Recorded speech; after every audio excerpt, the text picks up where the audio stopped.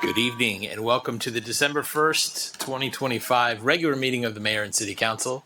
First item on our agenda is the Pledge of Allegiance. I'd like to invite Jeanette Rosenbaum to... I thought I said no to this. Okay, we'll have Tom Lonergan-Seeger do it. Good. If everyone can please rise, Tom will lead us in the pledge. I pledge allegiance to the flag of the United States of America and to the republic for which it stands, one nation, under God, indivisible, with liberty and justice for all. Thank you, Tom. Next item on our agenda is reflection.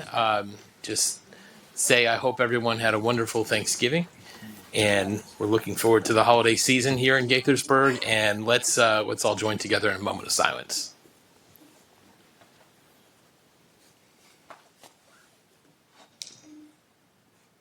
Thank you very much. Next, once a year, the City Council elects among themselves a council vice president, and we are at that time of year, and I'm going to turn it over to our current City Council vice president to make a motion. Excellent. Mr. Mayor, it's my pleasure and privilege to nominate or move for Mr. Neil Harris to be our vice president. Second. Okay, all those in favor, please say aye. Aye. Any opposed, say nay. Okay, that carries unanimously. Let's give Neil a big round of applause.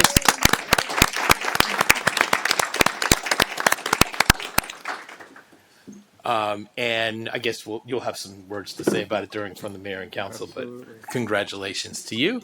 Next on our agenda, we have approval of minutes, and tonight there are 3 sets of minutes before us. The first being from the regular session on Monday, October 20th. What is the pleasure of the council?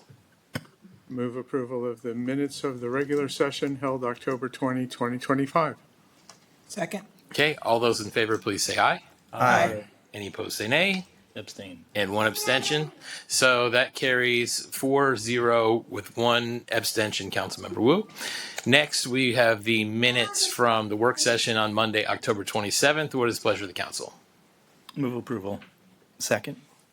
All those in favor, please say aye. Aye. Any opposed, say nay. Okay, that carries 5-0. Next, we have the minutes from the special session on Monday, November 17th. What is the pleasure of the council? Mr. Mayor, move approval for the minutes of the special session held on November 17th, 2025. Second. Okay, all those in favor, please say aye. Aye. Any opposed, say nay. Carries 5-0. And next, we have our consent agenda. And there are a number of items in consent, one of which I know, Councilmember McNulty, you have a request to pull out, right? Yes, Mr. Mayor, I would like to remove item G from the consent agenda so that we can discuss it and share the information with the public. Okay.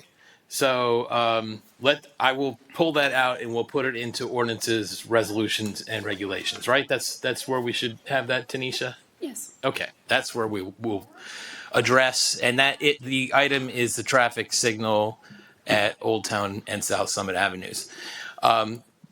Another one, I'm not going to pull it out, I'm leaving in consent, but I wanted to just call everyone's attention to it, just flag it for everybody. This is consent item D, which is negotiating a contract with a consultant to help us develop our first formal city climate action plan. And the background material for that reads, the city aims to develop a climate action plan that aligns with its municipal sustainability goals, state and county requirements, and enhances the city's preparedness for climate change impacts through resilience and adaptation.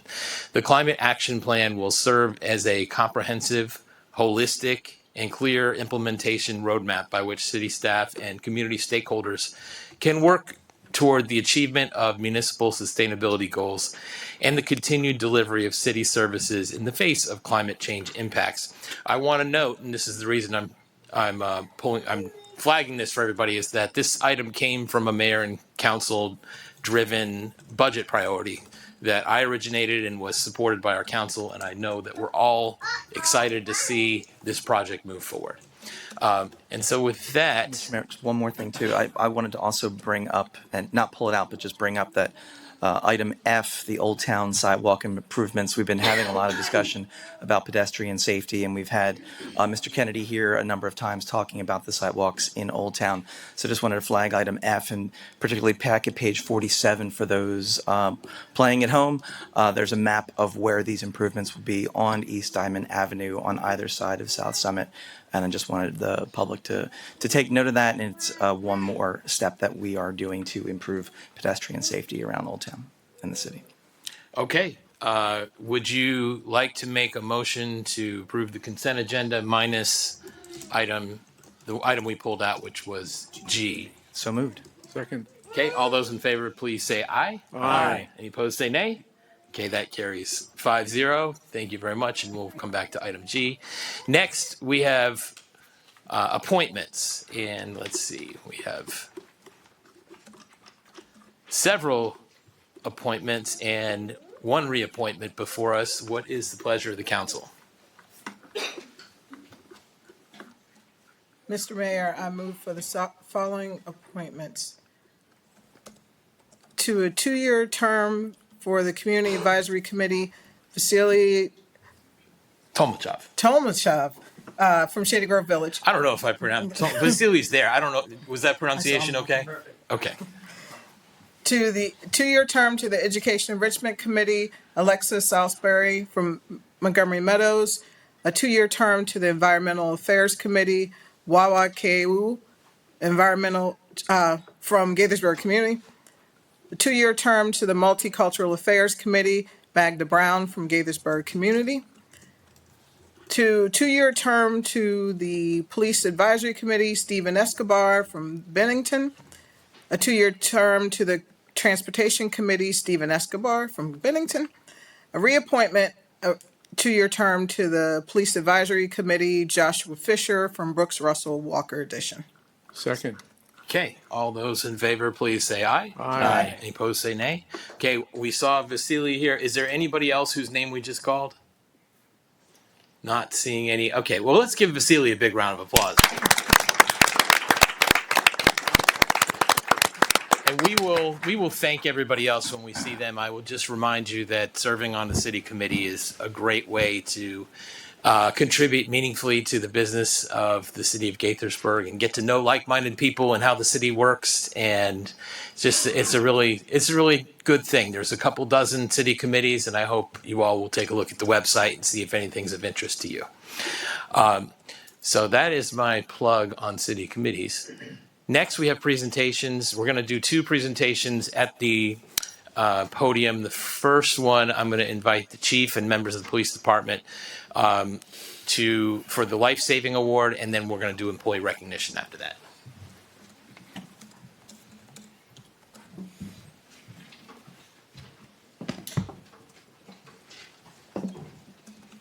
Good evening.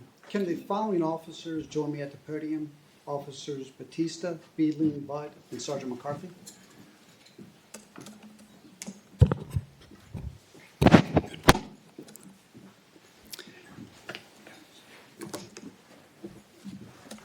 I want to personally thank Officer Mike Batista, Officer Chris Beedling, Sergeant Dan McCarthy, and Officer Christian Budd for their exemplary and honorable actions that resulted in the saving of a life. In recognition of their quick and decisive actions on July 31st, 2025, I am pleased to present them with the Life Saving Award for service as set forth in the citation. On July 31st, 2025, at 10 a.m., officers responded to a call for service at the LA Fitness located at 314 Copley Place. The call quickly changed into an act of life-saving measures for the officers at the scene. The original caller, now victim, lost consciousness and suddenly fell face first on the pavement. Officers physically moved the victim to an open area of the parking garage to begin first aid. Officer Batista radioed for ambulance assistance. Officers began to assess the victim and found the victim was not breathing and did not have a pulse. Officers updated the victim's condition for responding EMS personnel. Officers initiated CPR and quickly retrieved a department-issued AED. Within minutes of the victim falling, Officer Batista had the AED deployed and operational. Collectively, Officers Batista, Beedling, Budd, and Sergeant McCarthy administered life-saving aid for over 12 minutes. Montgomery County Fire Rescue Services arrived on scene shortly after to continue additional medical treatment. Through the life-saving efforts of the first responders, the victim regained a pulse and resumed breathing. The victim was transported to an area hospital for continued life-saving measures. Several weeks later, contact was made with the hospital, and it was learned the victim was discharged on August 18th to a rehabilitation facility and is doing well. In addition, the department received an email from Montgomery County Fire Rescue Services Captain Jan Lee Renard, and he's here tonight. And I would like to thank you, Captain, for being here tonight and for taking the time to share those details with us. But Captain Renard wrote, and I quote, "As the first MCFRS personnel on that scene, I witnessed firsthand the life-saving efforts of these officers. Chest compressions were being skillfully provided at the right rate and depth. Their communication was clear and steady. They followed the AED directions through 3 defibrillations. With attention to detail, they maintained their effort while their sweat dripped down their faces. The humidity was 99, and these officers did it with their full gear on." On a personal note, as a fellow first responder and former resident of Gaithersburg, the effort and professionalism displayed that day by these officers should be examples for all of us, end quote. It is moments such as this that continue to build a stronger bond between the Gaithersburg Police Department and the community that we are entrusted to protect. Due to their quick, calm, and decisive actions that resulted in the saving of a life, Officer Mike Batista, Officer Chris Beedling, Sergeant Dan McCarthy, and Officer Christian Budd are recognized with the Life Saving Award. Congratulations and thank you.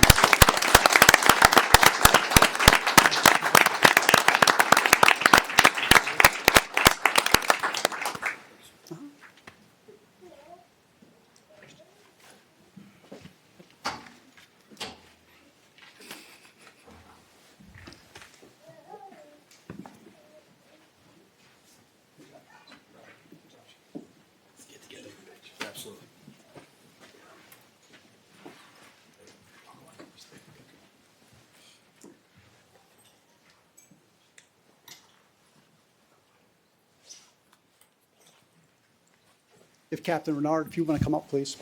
Thank you. We don't want to leave you out. We want to put you up for the picture.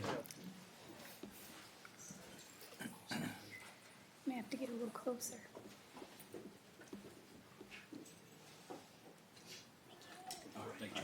Thanks, guys.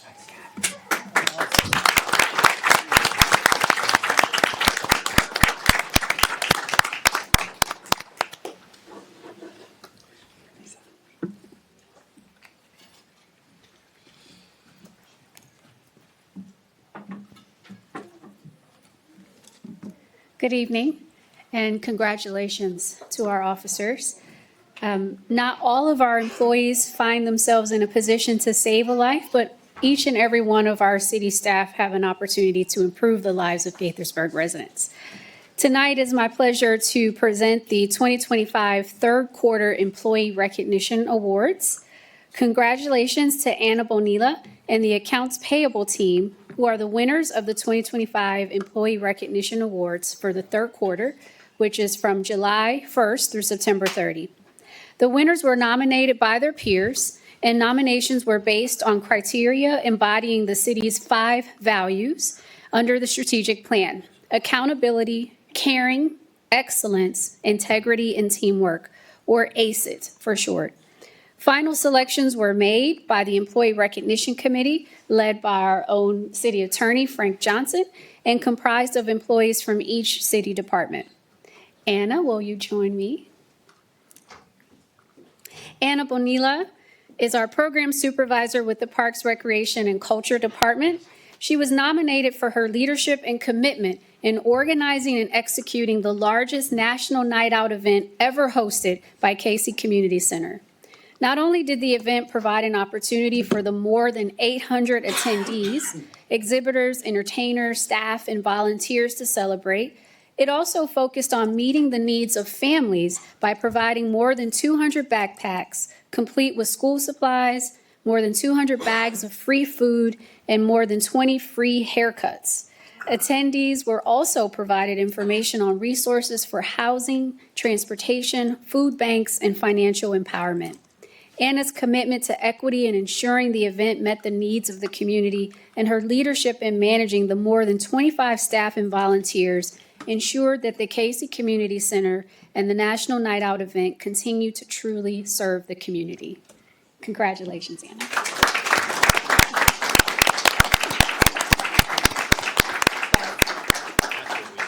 think Anna's family is here. Invite them up. Speech. Speech. Come on up. Family, come on up.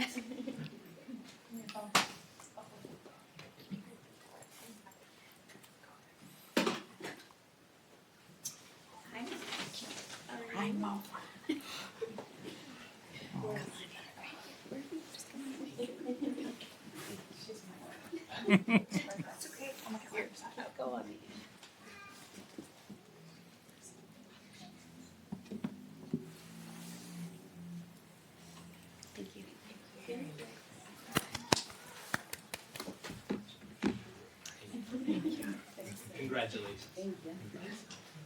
Start clapping yet.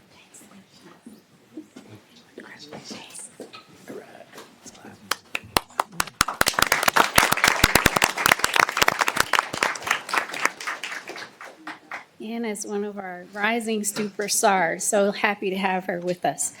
The accounts payable team is our team of the quarter, and that team consists of Mimi Min, Brittany Saravia, Mandy Chin, Frances Donchi, Janice Gakuma, Ashanafi Arega, and Terry Reese from the Finance and Administration Department. Come on up.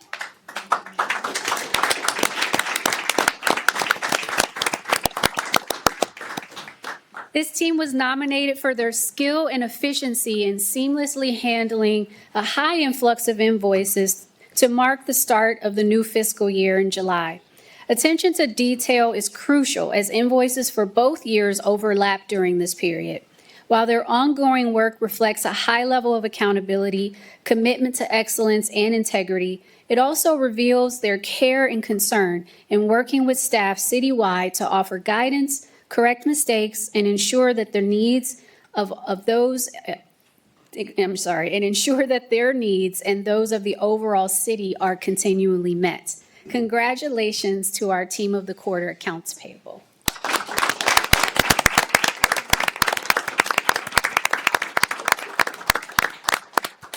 Janice is hiding in the audience.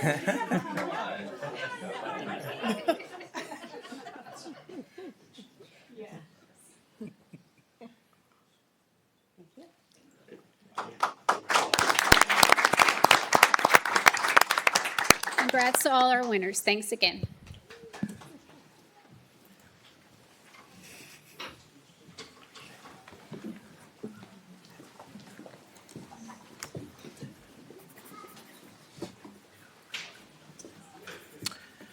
Okay. Next item on our agenda is public comments. This is the time the mayor and council want to hear from anybody who'd like to speak on any city topic.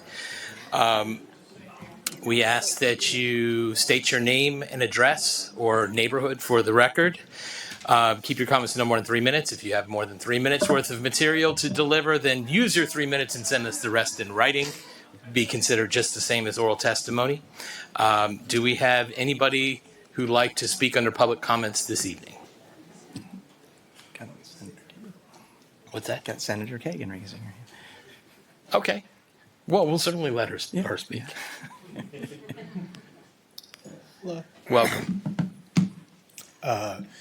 Good evening, council members, mayor. My name is Ali Ijaz. I'm a tenant organizer here in Gaithersburg.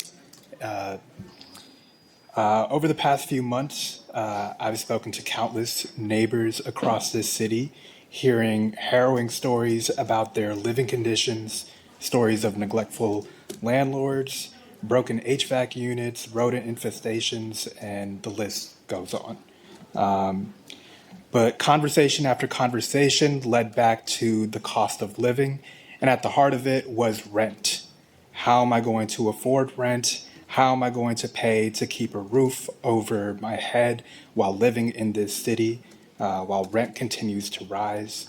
Why am I getting priced out of the city I've called home my entire life? Just 2 weeks ago, a gentleman at our tenant union meeting said he experienced a 35% increase of his rent.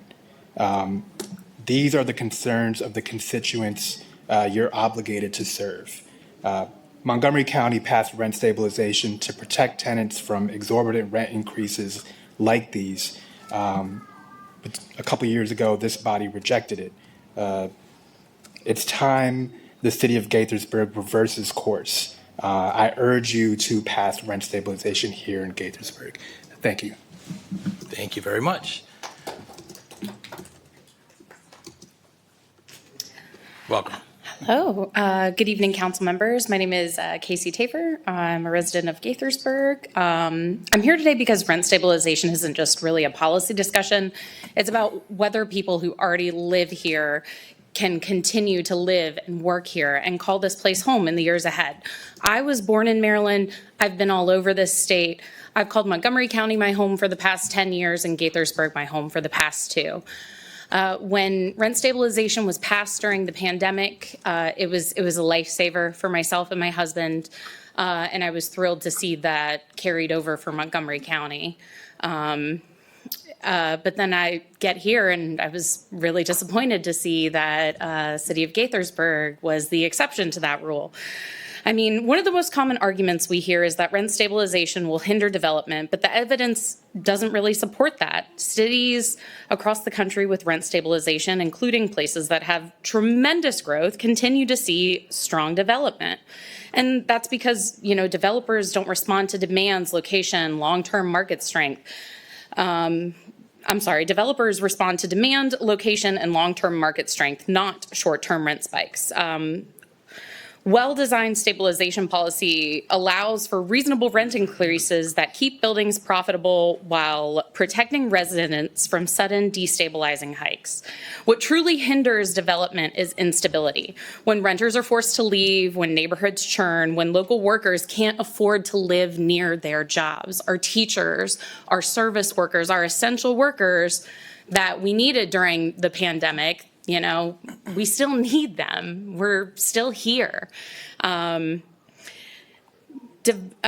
Stability is not the enemy of growth. It's the foundation of it. Rent stabilization also prevents dangerous cycles where communities become unaffordable for those teachers, nurses, service workers, and young families, including myself. I've got a 2-year-old. I love him very much. I want to keep him in my state, and it's getting harder. Every year it's getting harder, and I don't do too terribly, but I just keep treading water. And I think a lot of people would agree with me. It doesn't stop development. Rent stabilization doesn't stop development, but failing to act and allowing rents to rise unpredictably and aggressively, like Ali said, it pushes people out. I hear it. Strains local services and ultimately makes our city less attractive to employers and investors. Rent stabilization and development is not mutually exclusive. They can and should exist together. Thoughtfully crafted rent policies protect residents while still allowing responsible growth, and it's all about balance. We want to stay. We want to contribute. We want to build a stable future here. But we need your help to do that. So that's why I'm calling on you to pass rent stabilization. Thank you for your time. I hear you. Thank you. Do we have anyone else who'd like to testify this evening on their public comments? Come on up.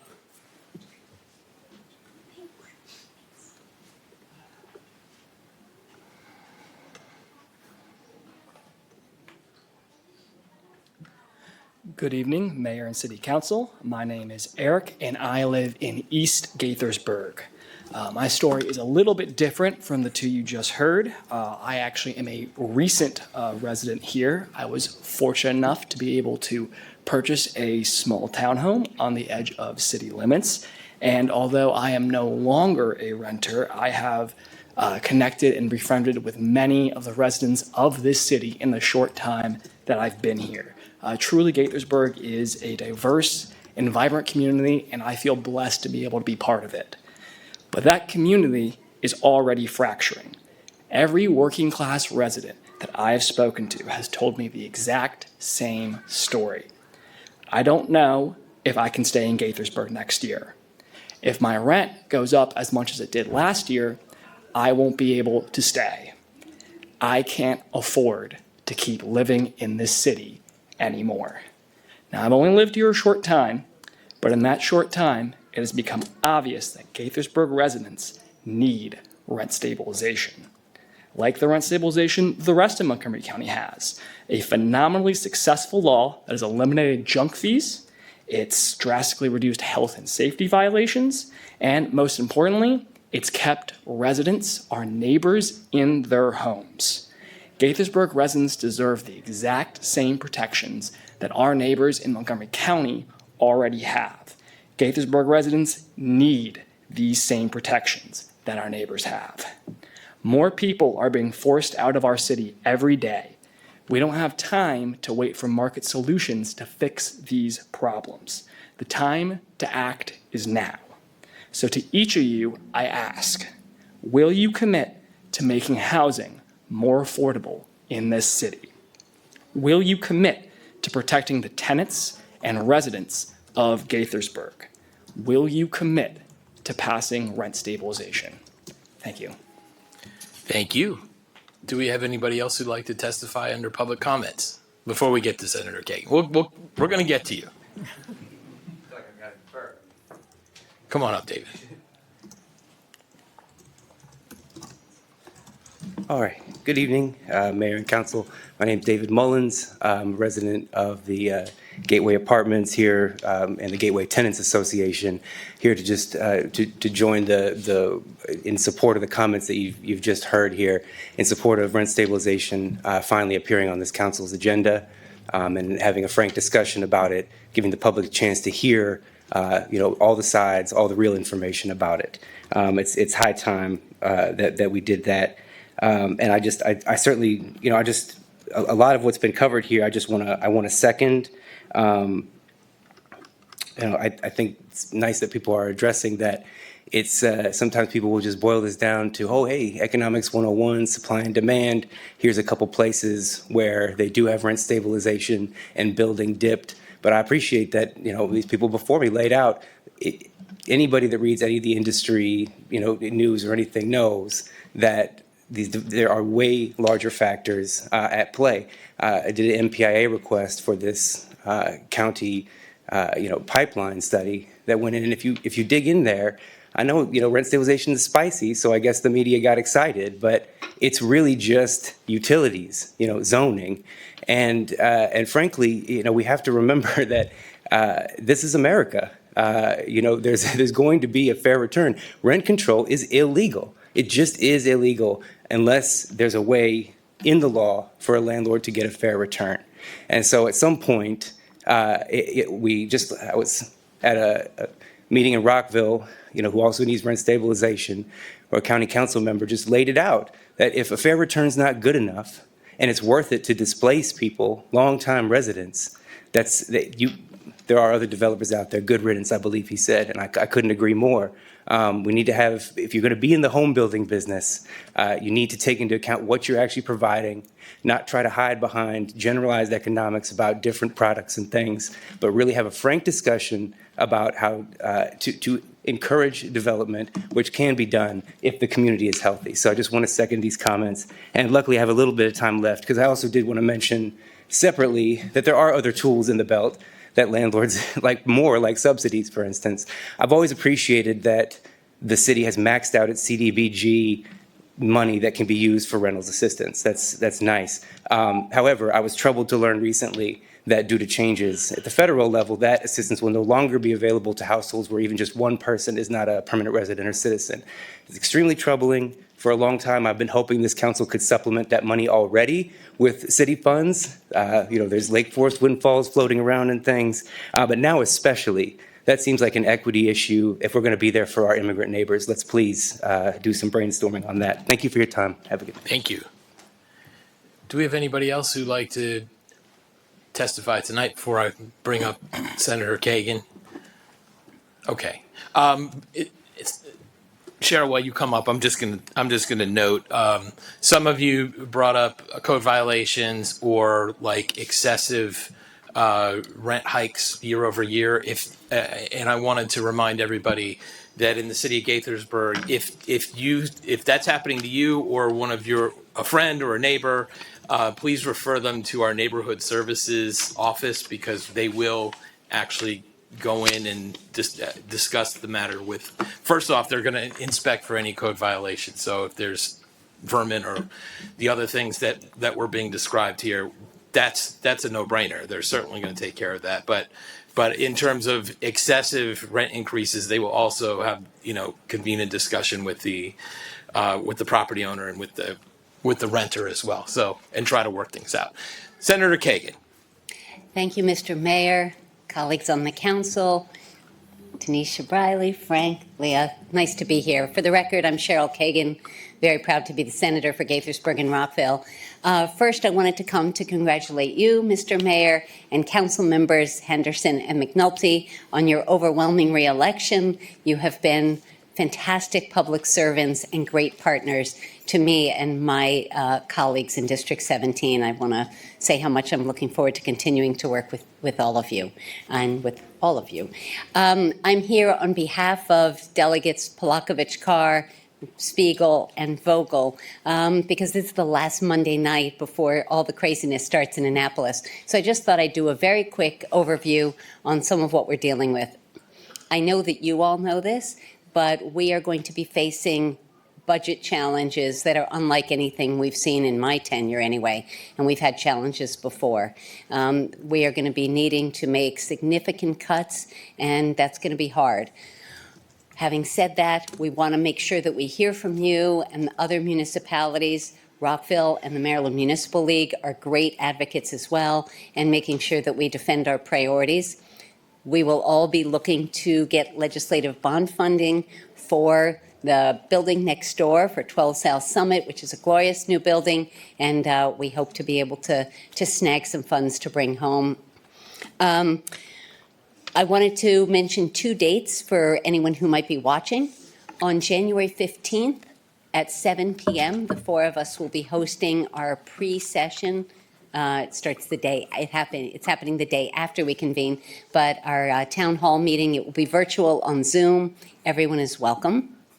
And on January 26th, we are starting again with a reception in Annapolis in person. It's going to be 6 o'clock. We're buying dinner and then taking you on a bit of a tour and allowing you to watch the Senate and House in action. We would be delighted to welcome any residents of Gaithersburg or Rockville who'd like to join us.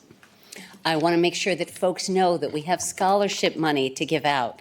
I do it twice a year, spring and fall. Please make sure, if you know undergrad or graduate students, that they are aware that we give away tens of thousands of dollars to deserving students. And then I just thought I'd mention briefly my legislative priorities. I think you all know that for the last 11 years I've been working on 911 issues. Maryland is at the forefront of next generation 911. And today, literally today, the bipartisan, unanimously approved 911 report that I've chaired was sent to the governor in the General Assembly. It has some really good recommendations in there, including endorsing my statewide 311 system, and that was also passed unanimously. Both of those initiatives will receive bipartisan support, and hopefully they'll both move forward. I'm very proud to be often called as the senator for the nonprofit sector. I'll be bringing 4 bills to benefit that sector, which is such a backbone of our community and too often overlooked. One of them, and I will mention briefly here, there's been an effort to allow our nonprofit, our charities, to get into partisan politics, which is a terrible idea. So working with the Attorney General, the Secretary of State, to say no way, whatever they try doing in Washington, that line is going to be at the Maryland border. We want our nonprofit organizations focused on their mission and not on endorsing candidates or getting into party politics. Bad idea. And then election reform, consumer protection, and local governments will continue to be some of my priorities. And as Vice Chair of the Education, Energy, and the Environment Committee, will be very busy. As you know, energy and the environment continue to be at the forefront of everything that we are focused on in these challenging times with data centers, artificial intelligence, and so much more. So with that, I look forward to hearing from you, partnering with you, seeing you often in Annapolis, and welcoming any Gaithersburg resident who would like to be visiting us during our 90-day session. Happy to take any questions. Thank you for allowing Any me to pop questions in. for Senator Kagan? You'll be sending out those invites so we can publicize? Yes. Yes, we will amplify that. Well, I just want to say thank you for taking the time to come here and give us those updates. And we wish you a very productive session. And we will be seeing you quite a bit. Look forward to it. And we are grateful for your partnership. Thank you. Thank you all. Happy holidays. All right, let's Thank give you. Senator Kagan a round of applause. I want to go to anybody who's joined us tonight on Teams. If any of you would like to testify this evening, just use the raise hand function and I will call on you. We'll give a couple seconds to see if any hands go up. Not seeing any? Okay. Well, then we will move on. Let's see what we have next on our agenda from the mayor and city council. And tonight we are going to start with Councilmember Jamil Hernandez. All right, thank you, Mr. Mayor. So I have a few items here. Council members Wu and Henderson and I just came back from our trip to the National League of Cities. And it's my first time going to one of these, which is very helpful. Learned a lot on budgeting, housing, zoning. But I think there was one session that I really want to bring back that stuck with us here was one on civility, where we had Councilwoman Julie Spilsbury, if you want to look her up, former councilwoman from Mesa, Arizona, who won her election and then a year later was recalled and then came to speak 2 weeks after she was recalled on just maintaining civility. There wasn't a dry eye in the room, and I think it was a good message in this time in terms of how to continue to work civil with each other. That was a tough session, but highly recommended. Moving on, the climate action plan that you mentioned, I'll note that the county has passed a bag ban and bag tax that goes into effect January 1st. And we have not adopted either a similar or different options. So I just want to kind of maybe take a temperature. I think, as we're doing the climate action plan and it's funded and we have external research for it, I think that would be a good vehicle to bring in what options are there for plastic bags, what are the best practices that can be used to use compostable, like Washington State does, follow what the county has done, build our own. So just putting out there, see if there's consensus and kind of rolling that into our climate action plan in a thorough manner. So that's the suggestion that Yeah. we roll this into the climate action Yeah. plan. Yeah, especially since it's fully funded and contracted tonight. Yeah. I mean, I think it makes perfect sense to roll them in together. I'm curious to hear what the council members have to say. Neil, Rob? Oh, I was going to wait till my comments, but sure, we're going to talk about the specific. I support looking into this. I'll note that the county's passed legislation goes into effect January 1st, and so I would think that expediency would be best, especially to avoid confusion, because I think there's going to be a period of confusion because we haven't opted into at least the non-tax portion. And great research from Frank that, in fact, the county can tax us no matter what and then take our money and spend it elsewhere. But I think we should move. Well, I want to know the schedule for the climate action plan. I would want to deliberate on the county's bag law, opt-in, opt-out, Jamil's hybrid solutions. I'd probably want a timetable to get it in place by early Q1 of next year. And I don't think that's copacetic with the climate action plan. Well, the other thing is if there was like an ordinance change to opt in, we would need to advertise it, have a public hearing. Correct. It would wouldn't- take like 3 months, and so that Yeah. would be, and that's why I said Q1 next year, or Q1, Q2. But climate action plan, I think, would be a bigger thing to chew on. I'm looking at Tanisha as she stares back at me. Or maybe it could be phased. Well, you just approved the contract tonight, so I can't give you a schedule, but but you're a miracle certainly worker, longer than Q2, yeah. Okay, so to understand what you're suggesting is do something in the interim, then fully consider it in the climate action plan. I think what I'm hearing, based on Tanisha's initial reaction, is I think they're two separate things. And the reason I say that is, yes, very important to the climate action plan itself, but it's also going into effect January 1st. And so my urge would be to move faster with that item. But obviously what we do there will tie into our overall commitment to the environment. But what if we end up doing something even slightly different from what the county has done? Like, what if we end up wanting to do something different? So your goal is to avoid confusion, but if we say to our retailers, we're opting into the county law, and then come back later and say, well, but we're making changes to it. Like, is that not going to cause confusion? Well, I mean, as it stands, we're not opted into it, so that means that the stores that use plastic bags in Gaithersburg can continue to use plastic bags. Stores outside of Gaithersburg, and I'm not sure what Rockville's doing, can't use plastic bags, but the folks the stores that are in Gaithersburg will be taxed for those plastic bags as well as for the paper bags. Right. And I'm just hearkening back to when the folks went to the Healthy Lawns Act and they got the county to pass it, and it was the Gaithersburg residents that got it passed. And when they came back to us, they said, well, let's enforce it. And we said, no, it's not actually passed in the city. Let's deliberate on it.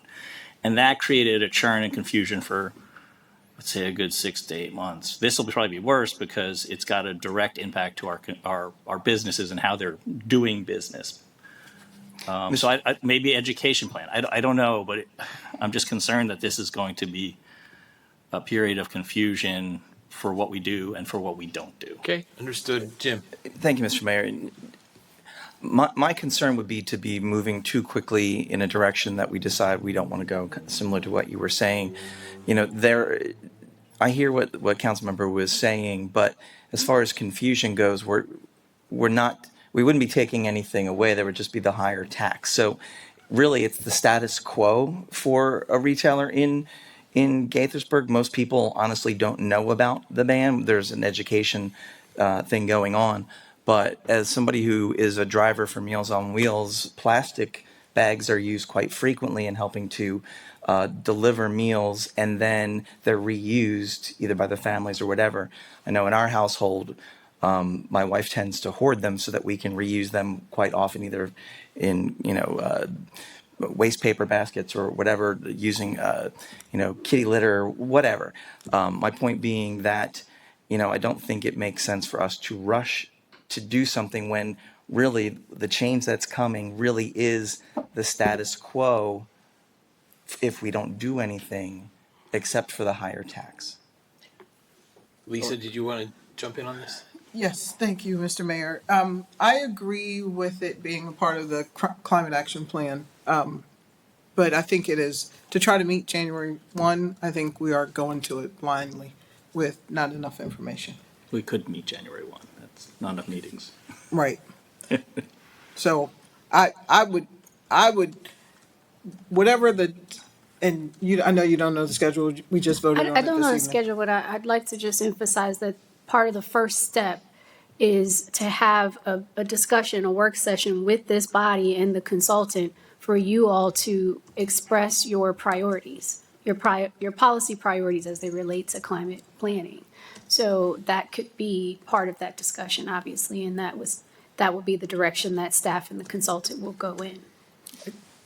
Jamil. Just what, read a lot about what the county's doing, and if you read anything on the gas leaf blower ban, right, that they passed and they have to change because there's unintended consequences that they weren't thinking about. So I want to make sure we jump into this, well researched and thought out. We've appropriated the money for good research. There's, literature being published presently. There's a lot of states and other municipalities who've passed similar legislation, more aggressive legislation, more passive legislation. I think we want to get our hands around all that and pass really good legislation for Gaithersburg and our residents and not kind of rush in just to kind of check the box on that. So I think a more deliberate approach, prioritized within the climate action plan, is what I would advocate for. Okay. Could I just ask for, what's the time frame we're talking about? Are we talking about we would deliberate it during the climate action plan, but not take it up until the plan is passed? Meaning a year or 2 years from now? Or would we have this as a deliberative chapter one? Okay, now it's teed up with the consultant. Let's effectuate it while the climate action plan itself is larger under deliberation, but let's move forward once we've got that under our, so like Q1 or Q2 of next year. Q3? I don't know what's happening. This body can do whatever it chooses to do. Yeah, But Rob is saying, Yes. like, hypothetically, Meaning, if we were to go, if if we were that to or wrap this any- into the climate action plan, I what? don't know why I'm joking. Have some water. got some candy here. Yeah. Maybe, Go ahead. We can chop up the climate action plan implementation in pieces, right? Where phases or segments, where the first phase, to your point, Rob, where it's, maybe it's the bag ban or something else that can have its deliberation there. I don't know that we need to wait for the entire thing. I think I'm sensing concern that it's 2 years of deliberation to then, pass everything as opposed to do it in segments. Yeah, I assume the climate action plan is going to be massive because we're going to be talking about greenscape and carbon capture and solar and energy utilization and hopefully all of that. But Don't we control that sequencing Yes. when we do this priority session, and the body can then provide guidance to say, let's tackle this first, let's set a tight timeline for that. happy Yeah. to have that discussion. Yeah, I think. Do you feel guided? We're going to. I sense we're all here with the climate action plan. Let's just get that discussion scheduled with them when they're on board. Okay. After you've negotiated and executed that contract. Jamil, you're Yeah, still final still here. piece is, 2026 is the 250th anniversary of our nation.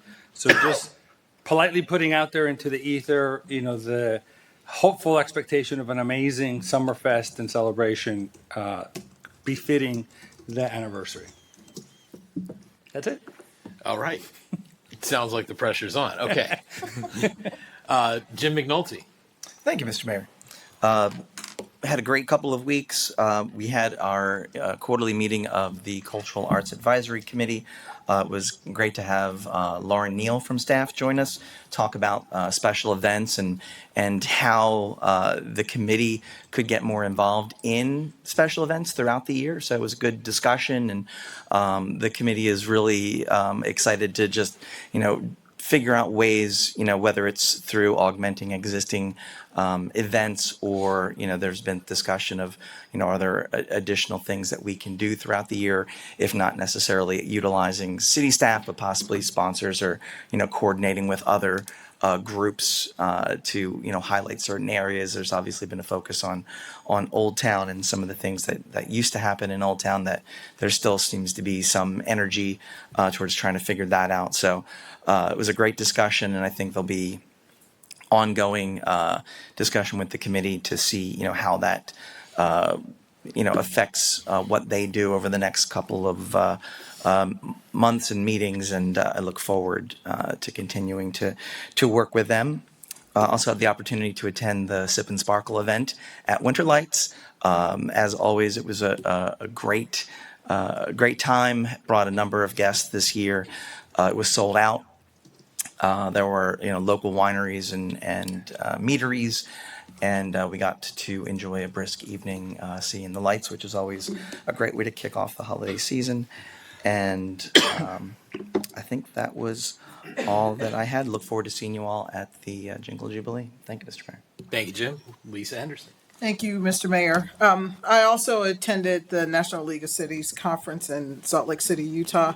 It was a pleasure to go with my colleagues, Councilmember Hernandez and Councilmember Wu. I think I now get all of Councilmember Wu's jokes. I'm sorry. Not all of them. He is actually kind of funny. I also attended a workshop on what they're calling America 250. So I want to add my support into looking forward to Summerfest next year and what we're going to put forward for the 250th anniversary of this country independence. So I'm excited about that. Also, for all the kids out there who are sleeping with their pajamas inside out, I hope your dreams come true and that we have a safe, snow-filled day tomorrow. What? Thank you. All right. I'm not sure I agree with all of that, but okay. Thank you, Lisa. We'll go to Neil Harris. Okay, keeping my pajamas on the right side out. So can you show us the gavel for a second, Mr. Mayor? You'll never Okay. touch it. Because as Vice President of the Council, It's a crab mallet. Wait We need to get a picture. We need to do a picture later. anyway, the Vice President of the Council's role is to be available in case the mayor is unavailable for presiding or doing whatever. Although since he's just finished a grueling several-month-long reelection campaign, I'm sure he'll have plenty of time on his hands for the next few months. So that's an inside joke, but I'll leave it at that. So I did prepare a few remarks. I'm glad you waited till the room cleared out for me to give them. So first of all, I want to thank the mayor and my council colleagues for the honor of re-electing me as vice president of the council. I appreciate the confidence, and also I appreciate the work and dedication that all of you bring to the office.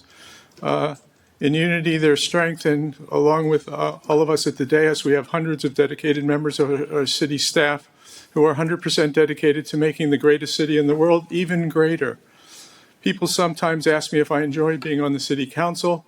No one forces us to do this. I'm not here for the money, for sure, or for the fame, for sure. At this point in my life, I've done enough reflecting to know that I'm not here out of personal ambition, but out of ambition for this city of ours, for the future. I moved into Gaithersburg exactly 37 years ago this month. I came here to work for GE Information Services in Rockville, but I chose to make Gaithersburg my home as the best place to raise a family and to live a good life. My family has grown, the city has grown, and I'll tell you, when I first decided to live in Gaithersburg, my sister-in-law who lives in Bethesda said, "Wait, you're going to live in Gaithersburg with the cows?" And it's been a long time since there was a cattle sighting here in Gaithersburg, I have to say.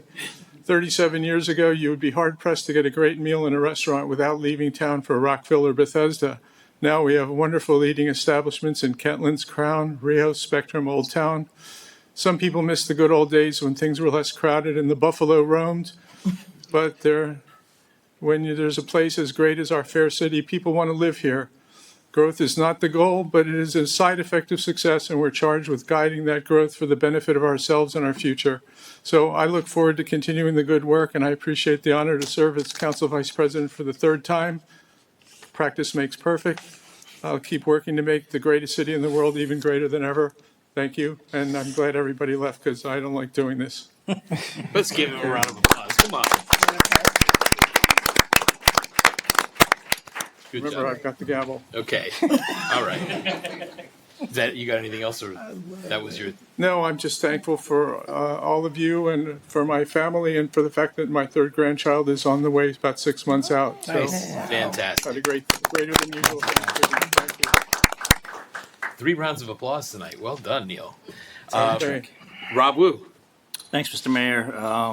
I'll just note for Councilmember Harris that we're actually well above average attendance still. We are. Thank you. Announcement. After closed executive session, a closed meeting was held in person by the mayor and city council on Monday, October 20th, 2025 at approximately 9:09 p.m. pursuant to a motion adopted unanimously. The session was proposed to be closed pursuant to the general provisions article of the Annotated Code of Maryland, Section 3-305B1I, the appointment, employment, assignment, promotion, discipline, demotion, compensation, removal, resignation, or performance evaluation of appointees, employees, or officials over whom it has jurisdiction. The topics discussed was a personnel matter to conduct the city manager's annual performance review. Present at the meeting were Mayor Ashman, Council Member Harris, Henderson, Hernandez, McNulty, and Wu via phone.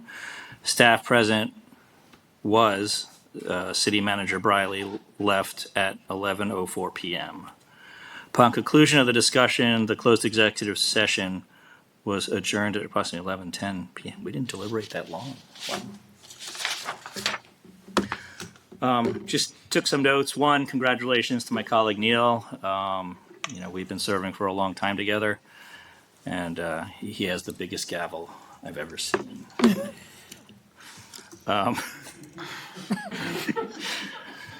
Congratulations to our officers.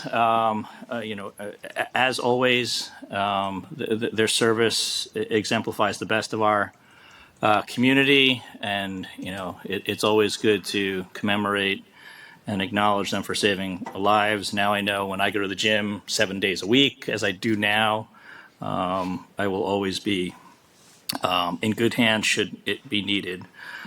Did want to recognize Anna, who, when she worked at the Gaithersburg Youth Center, was the face that greeted me every day as I was picking up my children. And my children, I sent them a picture, and they were like applauding. So that was a good notes. So National League of Cities. I attended a session on waste management innovation. Lisa comes up to me afterwards and says, so what is our diversion rate? And embarrassingly, I know we had talked about this, and we talked about the recycling contract, and we talked about the metrics, but I have no clue. And so I was wondering if we could get a report on kind of, for our recycling, how much of that is actually going landfill, how much of it actually being recycled. I know this pops up every few years, and there was a change a few years ago with China and things like that. But I'd just love to see that data at the staff's leisure. I see Brian taking notes, so. Perfect. And I apologize to Brian for misremembering an email that I sent him today. I sent him an email apology as well. Okay, so, they left. Thank you, Eric, for coming to testify, and thank you, David, as always. I will note that this council has been focusing to the extent we can on tenant protections, making things easier for our residents. Councilmember Hernandez, for example, introduced legislation that was passed that would require landlords to provide pre-lease notice of what the total fees are, and it's a bill that is going to be taken up, I hope, with Annapolis again this year. We also passed the other tenant protections, including trying to implement early intervention as folks are, perhaps diverting them from the path towards eviction. I will note we also have directed staff, and they've been providing us quarterly updates on COLTA activities, and so we actually do get a report of all complaints that come in, including complaints about rental increases. I will note that COLTA has the plenary authority to adjudicate unreasonable rent increases and actually say no, but we don't see evidence of that being utilized as an adjudicative body. And I will say this to David, and I'll say it to COLTA, I'll say it every time I see them. I would love to see COLTA advance recommendations for policies or legislation that would help our tenants. Not saying that's the county's laws, but I would love to see COLTA utilize its authority. It's right there in the appointment documents for COLTA that one of their things is, in addition to adjudicating those things I just mentioned, is to make recommendations on landlord-tenant policy to the city council. I'll also note, David, thank you for raising the CDBG language that came from the federal government. I think we can talk about that we are taking measures to ensure that all residents have access to services. Is that That's right? Yes, Okay. that we, we currently now and will continue in the future to provide funding to external partners. That's general fund money that does not come with the grant requirements that come through CDBG. So that comes from the city. We have partners with UMAN, for example, and we're able to send residents who may have challenges with documentation there. And so that was a priority that actually Tanisha and staff came to us with, and we reaffirmed our commitment. And I will note that from our legislative priorities, the mayor advanced a initiative for rental, Emergency rental. emergency rental assistance. I think the number was a little low, but we're still going to talk about that. Just wanted to acknowledge that. And then 100%, I support Councilmember Hernandez's conversation piece about making sure the 250th anniversary of this country is well celebrated in Gaithersburg, and if you need a supplemental appropriation to do that, happy to consider. Thanks, Mr. Mayor. Thank you, Rob. Just three items, and we'll move on with this meeting. I have had the opportunity to attend an announcement with AstraZeneca about expansion that they're doing both in the city of Gaithersburg and Frederick. I think it's a $2 billion investment, all told, and a bunch of new jobs, some of them coming to 700 Quince Orchard Road, which we're excited about. A number of us were at the commemorative event for the land deal that the county's making with the Lake Forest developer for the transit center. I hope I said that accurately, because it wasn't actually like a groundbreaking, but we're looking forward to that. The representative of the property owner at Lake Forest, who is based in South Carolina but was there that day, we all had a chance to talk to Kevin Rogers, and he said that he was expecting demolition to happen this month. And all we can say is we're hopeful that that's the case. We've heard some estimates before from them, and one day it'll happen. And I hope he's right. I hope it's this month. And last thing I want to mention is Quince Orchard High School football team is back in the state finals for the fourth time in 5 years. I've said before, one of the things I think about on Thanksgiving, what are you thankful for? I am thankful for the quality of football in this community. It makes me very, very, very happy. They will be facing this Friday night at Navy Stadium. They'll be facing Wise, the Henry A. Wise Pumas from Upper Marlboro, Maryland. Now, what's remarkable about this matchup is that they've met many times, even though they never play each other in the regular season. They met many times in the state final, because these are the two top high school football programs in the state of Maryland. In fact, over the past 10 years, these are the only two who've won state titles over the last 10 years. It's either been Wise or Quince Orchard. That is the whole list. So what's the difference between a cougar and a puma? Good question. Excellent. Let's plug that into ChatGPT and figure that one out. But I invite the community, after you've spent a little time at least at Jingle Jubilee on Friday night, as I will be doing, then join me in the trek over to Annapolis. Maybe we can catch the second half of that game. I'm excited about it. Go support them. So congratulations to Quince Orchard High School once again. And now we're going to go. I will note upcoming sessions. We will not have sessions on December 15th, December 22nd, or 29th due to scheduled winter recess. The next regular meeting of the mayor and council is on Monday, January 5th. We do have a work session next week, and we're Yes. going to receive committee updates. Yes. So we will be here next Monday, and please join us if you would like to hear from our committees. And with that, I will move it to the city manager, from the city manager.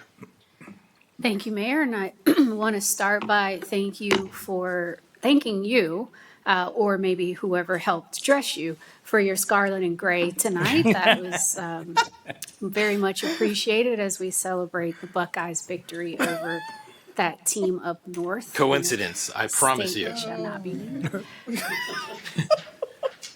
You could have just played along with it, but it's okay. It's fine. I have a. Well, when are you going to wear orange and green for the Hurricanes? Those colors aren't really, we could talk about it. Okay. Okay. Okay, so just a couple quick updates. First, I want to mention that, speaking of council, mayor and council budget priorities, one of the current year's budget priorities is to advance a pilot program for council legislative services.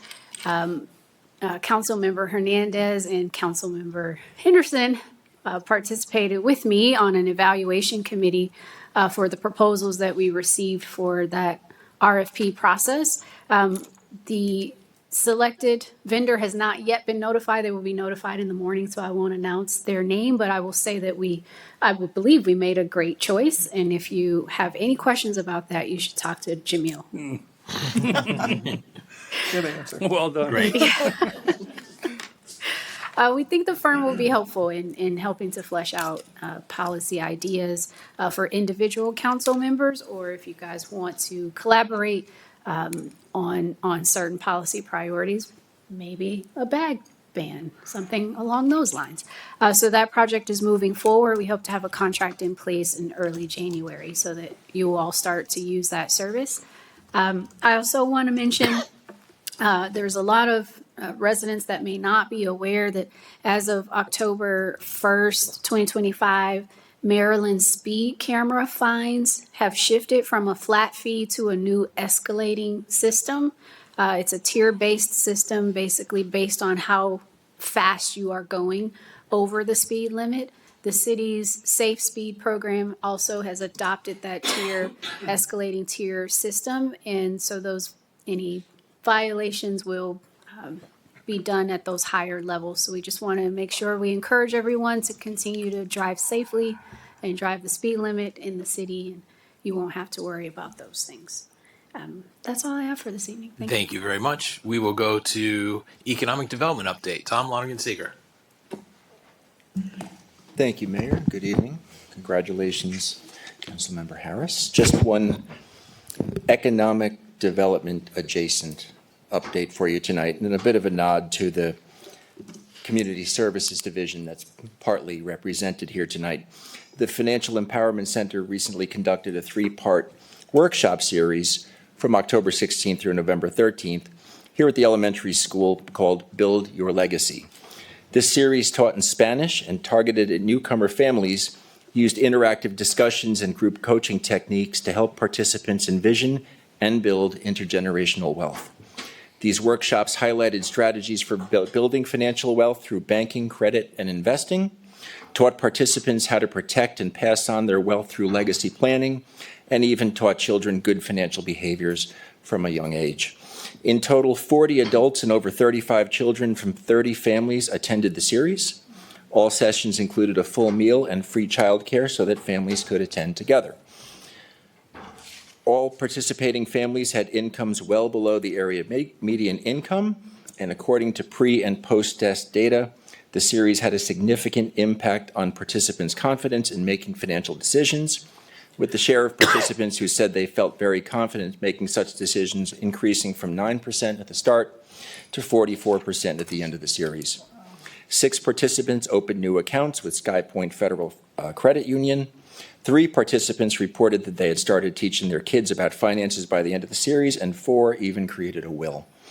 Additionally, 5 participants so far have registered for appointments with our Financial Empowerment Center, and more have expressed an interest in the FEC services. Our thanks to SkyPoint Credit Union for the sponsorship of $3,500 for the workshop series, which covered all costs for supplies, food, and marketing. And of course, thanks to Emily Lynn and the entire FEC team for their outstanding efforts with this initiative and all they're doing to support financial literacy. Happy holidays. That's fantastic. Thank you very much, Tom. Thank you. Okay, we're going to move to ordinances, resolutions, and regulations. And Michael Semelsberger, Fire Marshal, welcome. Thank you. Glad to have you here. We have the introduction of an ordinance here, and I'll let you take it away. Yeah, let me get set up here. Sure, take your time.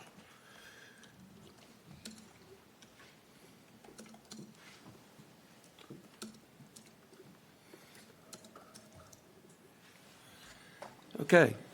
First of all, thank you very much for allowing me to come speak this evening and go over the proposed updates to the Chapter 11 Fire Code. It's been quite some time since we have done updates on the Chapter 11, specifically because the state didn't adopt the 2021 edition. So the codes generally have 3-year cycles. So, for example, we're in the 2018 edition of the Fire Code right now. We would normally have moved to the 2021, which Ivan Hummerson, the previous fire marshal, was working on prior to his retirement. The state, Office of the State Fire Marshal's Office, did not agree to adopt the 21 edition of the code. There were some differences between the state police and the Office of the State Fire Marshal's Office. So because the 24 edition was literally 8 to 10 months out, they decided to just wait and move forward with the 2024 edition of the codes. So that's kind of what I want to present to you. I did put together a few slides. Hopefully, as we go through them, I can explain a couple things that you might not understand otherwise. So if you certainly have any questions, I'm welcome to hear those. So if you don't mind, I'll get started. Go right ahead. Here. All right.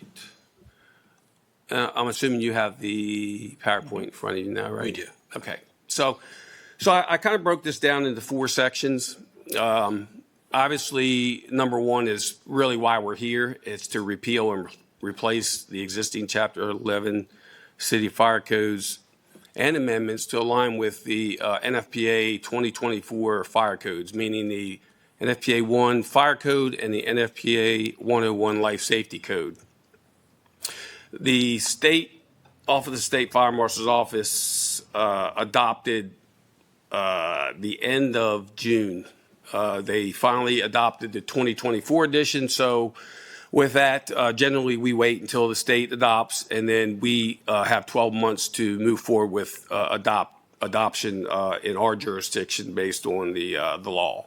So that's kind of where we're at now, and that's why I'm here today to kind of go over this and introduce this to you.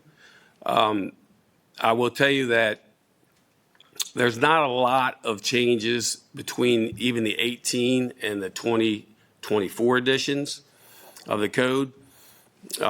If you look at number 2 and number 3, there's not much really other than the fact that most of the changes in the 2018 to the 2024 deals mostly with number changes due to the reconfiguration of the new 2024 edition.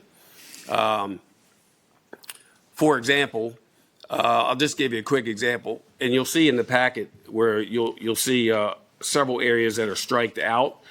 And then you'll see in other sections where you would have seen something that would say in Chapter 10, I'll use Christmas trees since we're talking about the holidays. In Chapter 10 of the 2018 edition of the Fire Code, it spoke about all the Fire Code requirements for Christmas trees.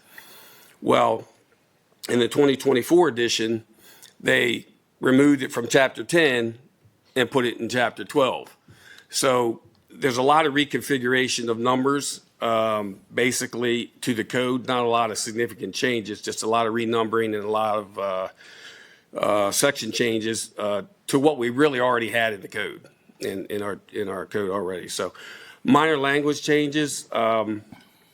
Basically, what I can use as an example for that is a lot of the code references AHJ, meaning the authority having jurisdiction. So a lot of your codes, when they reference certain things, they'll give the authority having jurisdiction.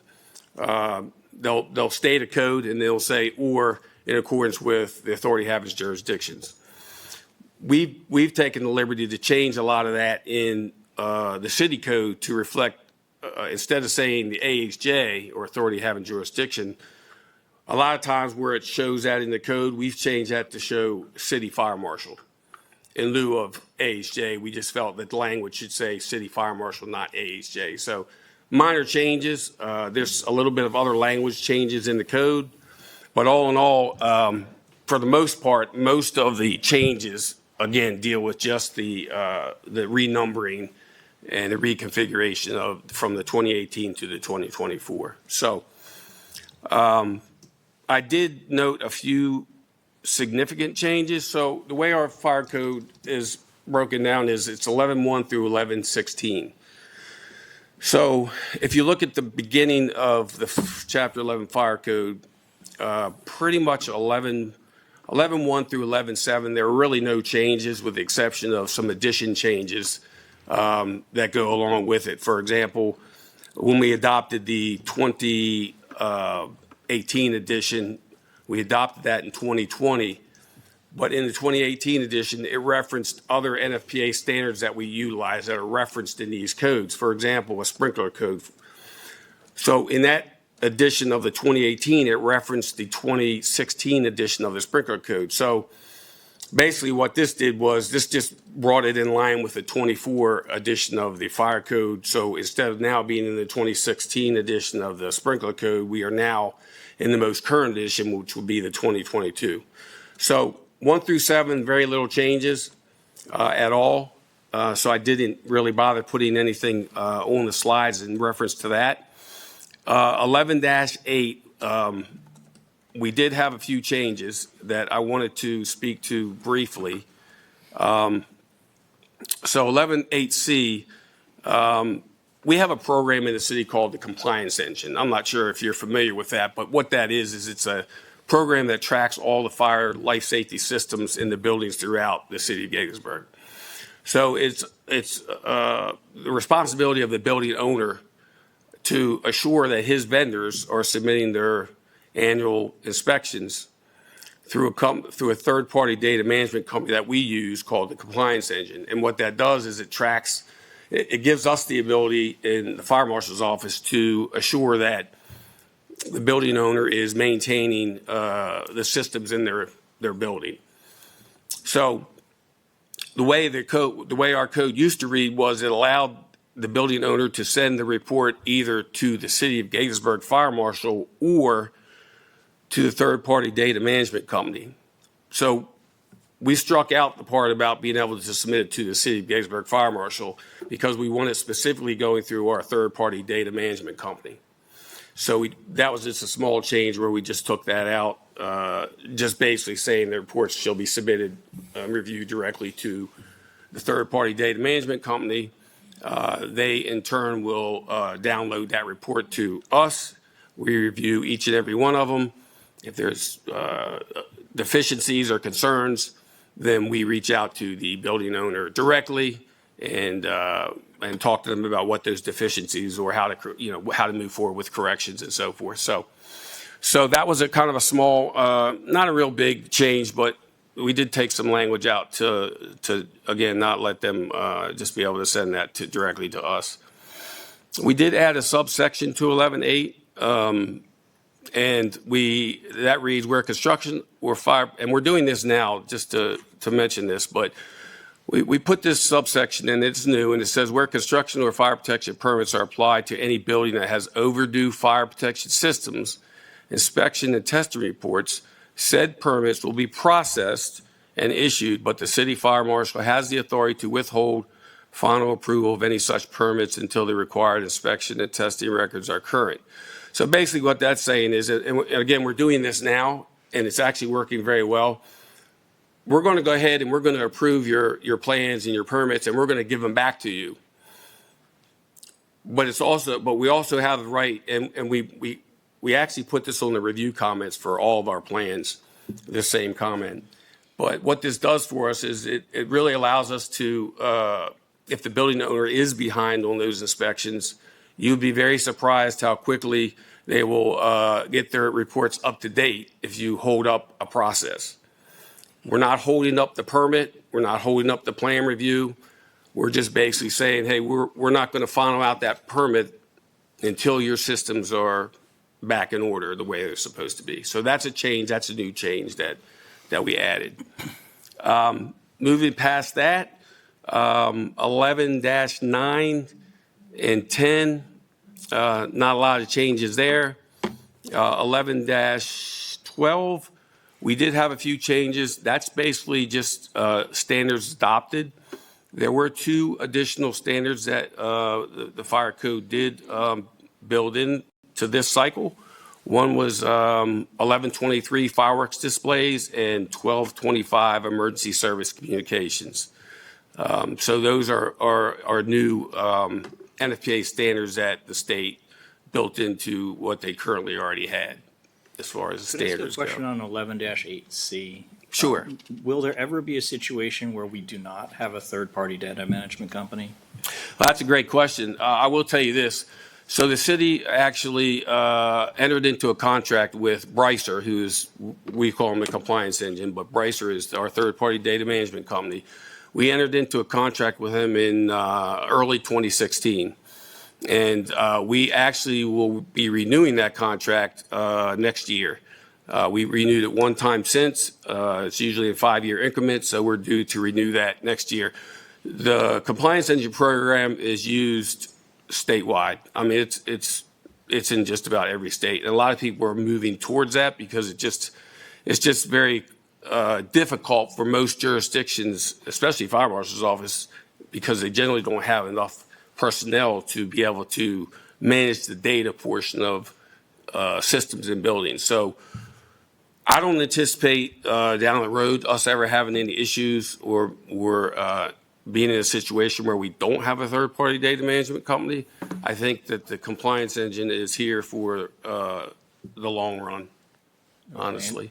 But worst case scenario, the third-party data management company doesn't work out. Where do the reports go under the code?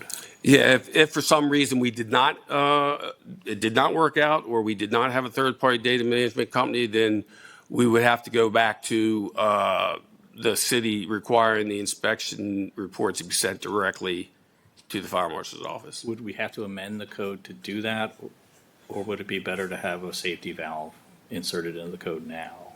Well, we would have to amend it, I'm sure, if we take it out, the part about or the city of Gettysburg. The reason why I wanted to take that out was because it was creating a lot of issues with the building owners as far as we're trying to get them to submit their paperwork through our third-party data management program, which, by the way, there is a fee that's associated with that, our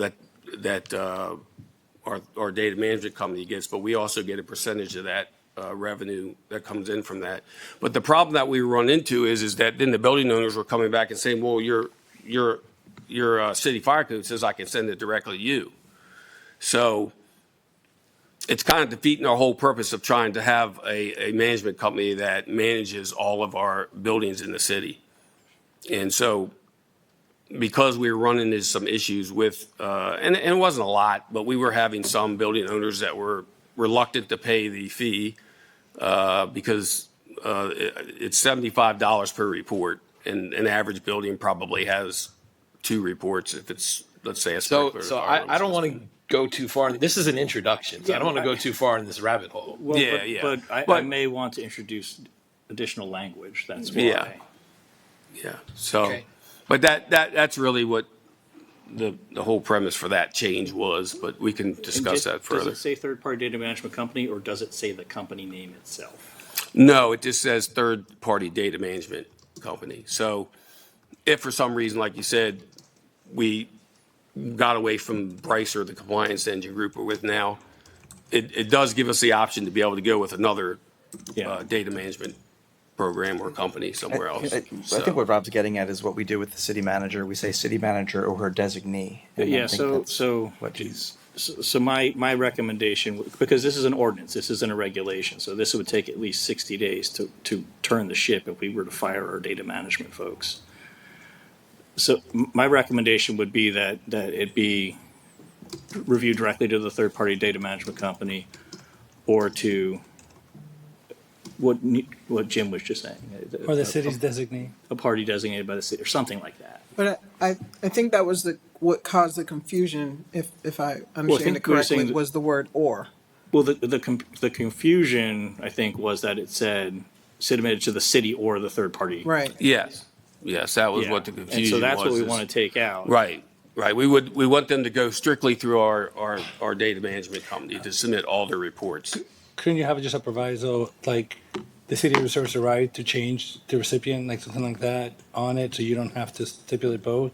I'm a lawyer, but that's the lawyer you need to talk Yeah, to. so that way it's less confused, because I get the point about the property management or whatever, they're sending this stuff over. So if he just says, send it to the third-party management company, and then in another subsection it says, the city reserves the right to change who you send it to. I see Franco north-south. What's he doing? Franco. Well, I mean, we could add that. They reserve the right.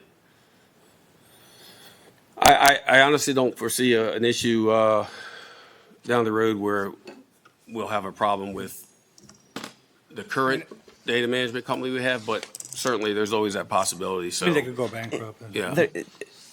There's always going to be a data management, right? It's not something that the city's going to undertake itself, right? We may change the data management company, but there will always be a third-party partner that we're doing this, correct? That's correct. Then this that really is the- becomes moot. yeah. I hear what you're saying, but if that's always going to be the situation, unless the city was going to undertake something and build something themselves, and if that were the case, we would have time to update the ordinance. And it doesn't sound like it would be just a city issue. This is being used statewide, these data management companies? Yeah, this program, the compliance engine program has been out for years, and it's used widely across the United States. Okay. There's a lot of different states that utilize it. It's not a small data management company. They specialize specifically on this exactly. They work with fire departments again across the United States to build their to put together their data for all their buildings in their specific. So Frank, jurisdictions. can you take a look at this before, like, Sure. I guess, The idea is there. Can we introduce it with? yeah, you understand the concern of the council, right? Okay. I mean, I would say generally speaking, the city manager would have the ability to change that as needed anyway, but we can certainly look at the wording just to make sure we get it right. So is that something that we would need to address before it's introduced, or because it wouldn't necessarily change the scope of the ordinance, right? It would just be like wordsmithing. So we could have a public hearing and change, like it could be changed before public hearing. It would be good if we could get it changed in the next day or so before the public hearing, subject to what you're saying. Just to basically make sure that that option is there. But we could introduce tonight, and With that in mind. with that in mind. Okay. Yes. Okay. Let's move forward. Okay. All right. Okay. So again, 1112 basically dealt with just a couple new standards that were added to the state fire code. I did put 1113 in there, which is the NFPA 1 fire code. Again, not a lot of changes. Just to give you a couple examples, they did change one of the sections to increase the distance for outdoor cooking. That actually was an amendment through the state. So we can always be stricter than the state, but we cannot be less restrictive than anything that the state requires in their fire code or their amendments. So that is just something that the state amended to increase the distance for outdoor cooking equipment. So not a significant change, but just something to give you an example of one of the changes that they had. Another one, fueled equipment and structures, was basically the first part of that slide was already there, and the only thing that was added to that was on any balcony under any overhang portion within a building except under one of the following, and it gives you a list. So they only added, they wanted to do away with people storing motorcycles, mopeds, lawn equipment, and so forth on any balcony or under any overhang. That was not included in the original fire code. So that was just a small add to that. 1114 deals with the life safety code. A couple changes there. There is, let's see here, just a couple little changes to that. So we actually added a subsection to define work area because the in the life safety code, there was no definition that defined work area. And so we were having a problem with the building code defines work area, but the fire code did not define work area. And so we wanted to come up with something that aligned with the building code as it referenced work areas. And I'll get into why in just a second on that, but we have that definition as any portion of a residential or commercial building that is reconstructed, reconfigured, altered, repaired, or renovated from the original design as determined by the city fire marshal. So that would be under the fire code addition to the definition section in chapter 3 of the life safety code. The reason why that's important is because 1111C of the current fire code, I'm going to go through that with you for just a second. There is a requirement that talks about for additions, alterations, or repairs of residential occupancy buildings that do not have a fire sprinkler system when the work area exceeds 50% of the gross area of the building, an automatic fire sprinkler system shall be installed throughout the building. The reason why that we wanted to add that definition was because there was some concern that the building code definition, well, since the fire code didn't have a definition of it, and the building code references basically reconfiguration, we wanted to make sure that we had a definition in the fire code that addressed all types of renovations or reconstructions or reconfigurations or altering of buildings. Because basically without that, somebody could basically go in there and basically gut the entire building and say we didn't reconfigure it and not have to put sprinkler systems in these buildings. And the problem with that is that was, I don't believe that's the intent of the requirement is to be able to go in and basically remove everything from a building and reconstruct it. And because you didn't reconfigure it, you don't have to put sprinkler protection in there. So we wanted to add a definition to hopefully clarify that. So that was one of the things that we did as well. Let's see here. Moving down a little bit further, there's just another section that added to means of egress reliability in buildings. Just added trash or recycled materials awaiting scheduled collection shall not be placed in exit access corridors or egress balconies. So that was just an addition to what was already there. We just expanded upon that, or I should say the state just expanded upon that.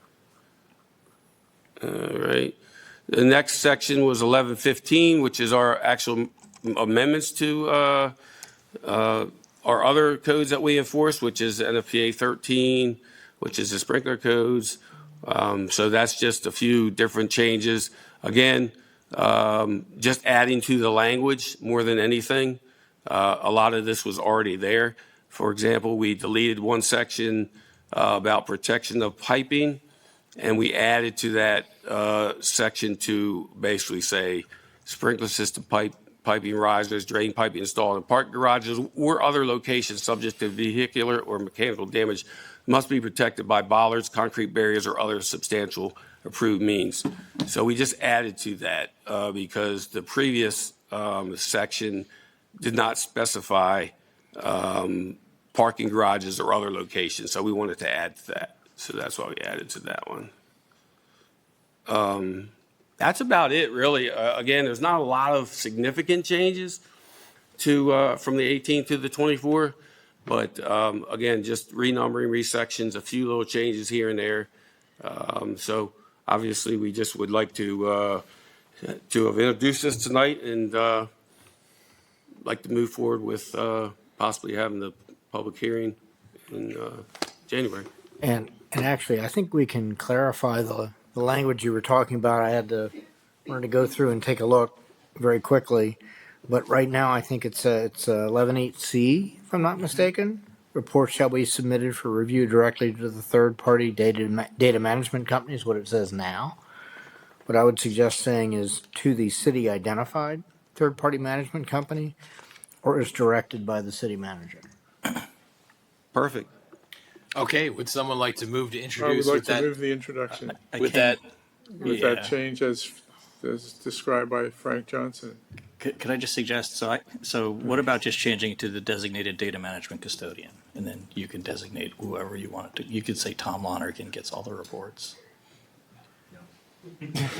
well, how's that better than what Frank said? It's just less wordy. It's what? It's less wordy. It's not that wordy to begin with. I'm happy with Frank's. Okay, we have a motion. Do we have a second? I did have a question. City identified. Second. Okay, Question. discussion. Go ahead. Yeah, sorry. And The suggested wording would just be city identified third-party management company, and that way, if it does need to change, there is a desire to make sure it goes to a third-party management company as opposed to anywhere else. But it makes it very clear the city has the power to decide. yeah, I mean, Where as long that as there's the ability to pull it back And for just, however. that would just be adding the two words then, the city identified third-party management company. I'm about to jump down a rabbit hole, and I can already see Jim's eyes peering at me.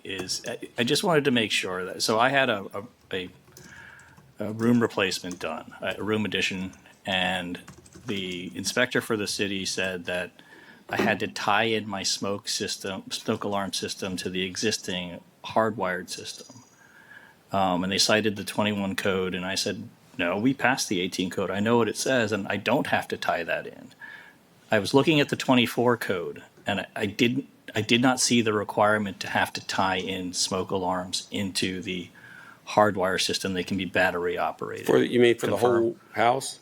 So existing house already has smoke alarms that are tied in with each other, but you're adding a new room, so you have to have a smoke alarm in it. Right. That can be battery powered under the 24 code, correct? Yes, 10-year.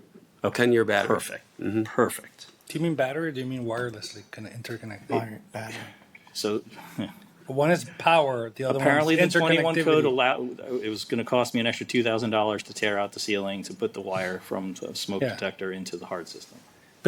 So just to clarify, there's two different things we're talking about. Now Jim's One is looking how at to you. give it power, and the other one is to talk to other smoke detectors in the system. And some can be wirelessly interconnected or wirelessly. Are you talking about both or just the power? Correct. So, good evening, Mayor, members of the council, I'm Robert Perkey, Permits and Inspection Division Chief. So I think Councilmember Wu, I think you're mixing a little bit of the fire code Okay. with the building code. So when we do residential work, right, Chapter 3 of the International Residential Code is building and planning, and that's where it talks about smoke alarms and carbon monoxide alarms.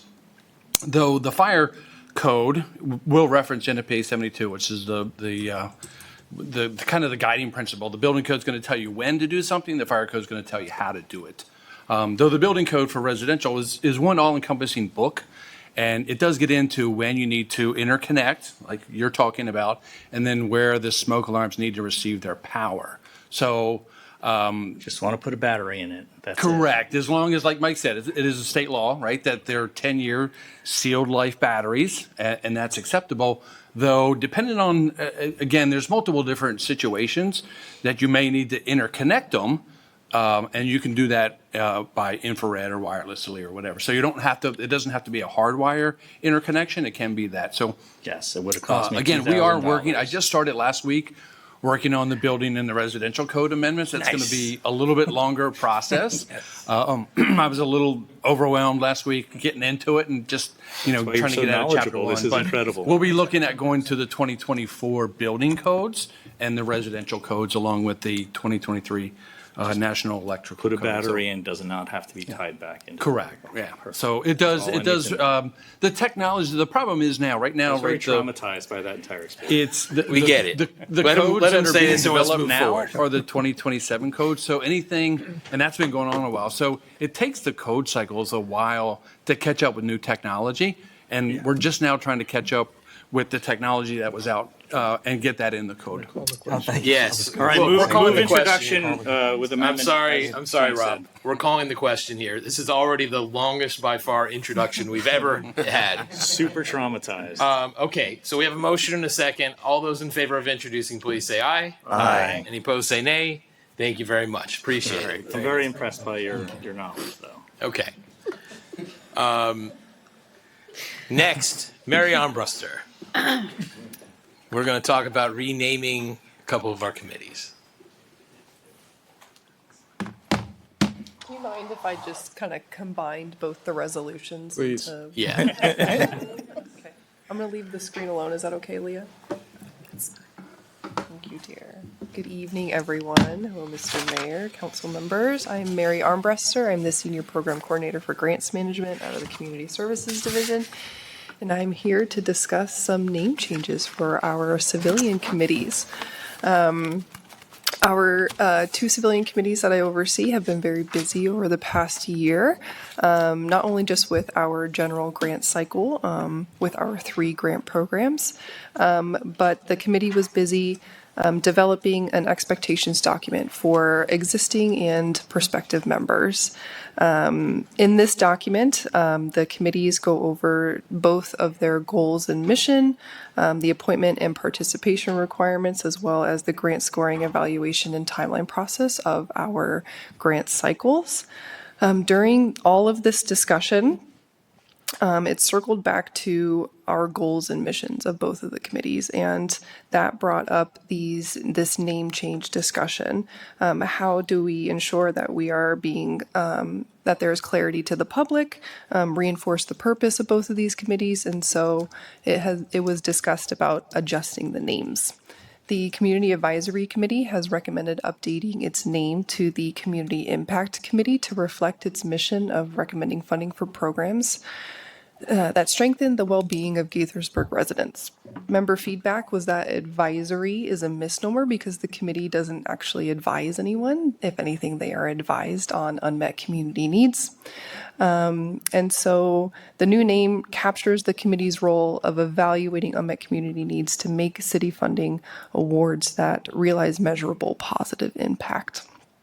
The committee will begin hosting trainings this year led by subject matter experts on community issues such as housing insecurity, food insecurity, and behavioral health. These sessions will provide members with relevant, data-driven context that support the committee's work on grant evaluations and strategic recommendations to you all, Mayor and City Council. Pivoting to the Education Enrichment Committee, in recent years, the committee has recommended funding for programs in areas that extend far beyond the classroom. So the term educational does not accurately reflect the breadth of the programs that the committee supports. Enrichment programming such as arts, mentoring, college preparation, gardening, and more that are currently funded or have been funded within the city. Have the capacity to increase youth self-esteem, self-efficacy, which contributes to improved academic performance and peer refusal skills so that youth make better choices.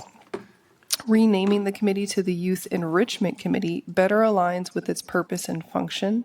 The new name emphasizes the city's commitment to supporting the whole child and reflects the diverse range of enrichment opportunities available through city partnerships.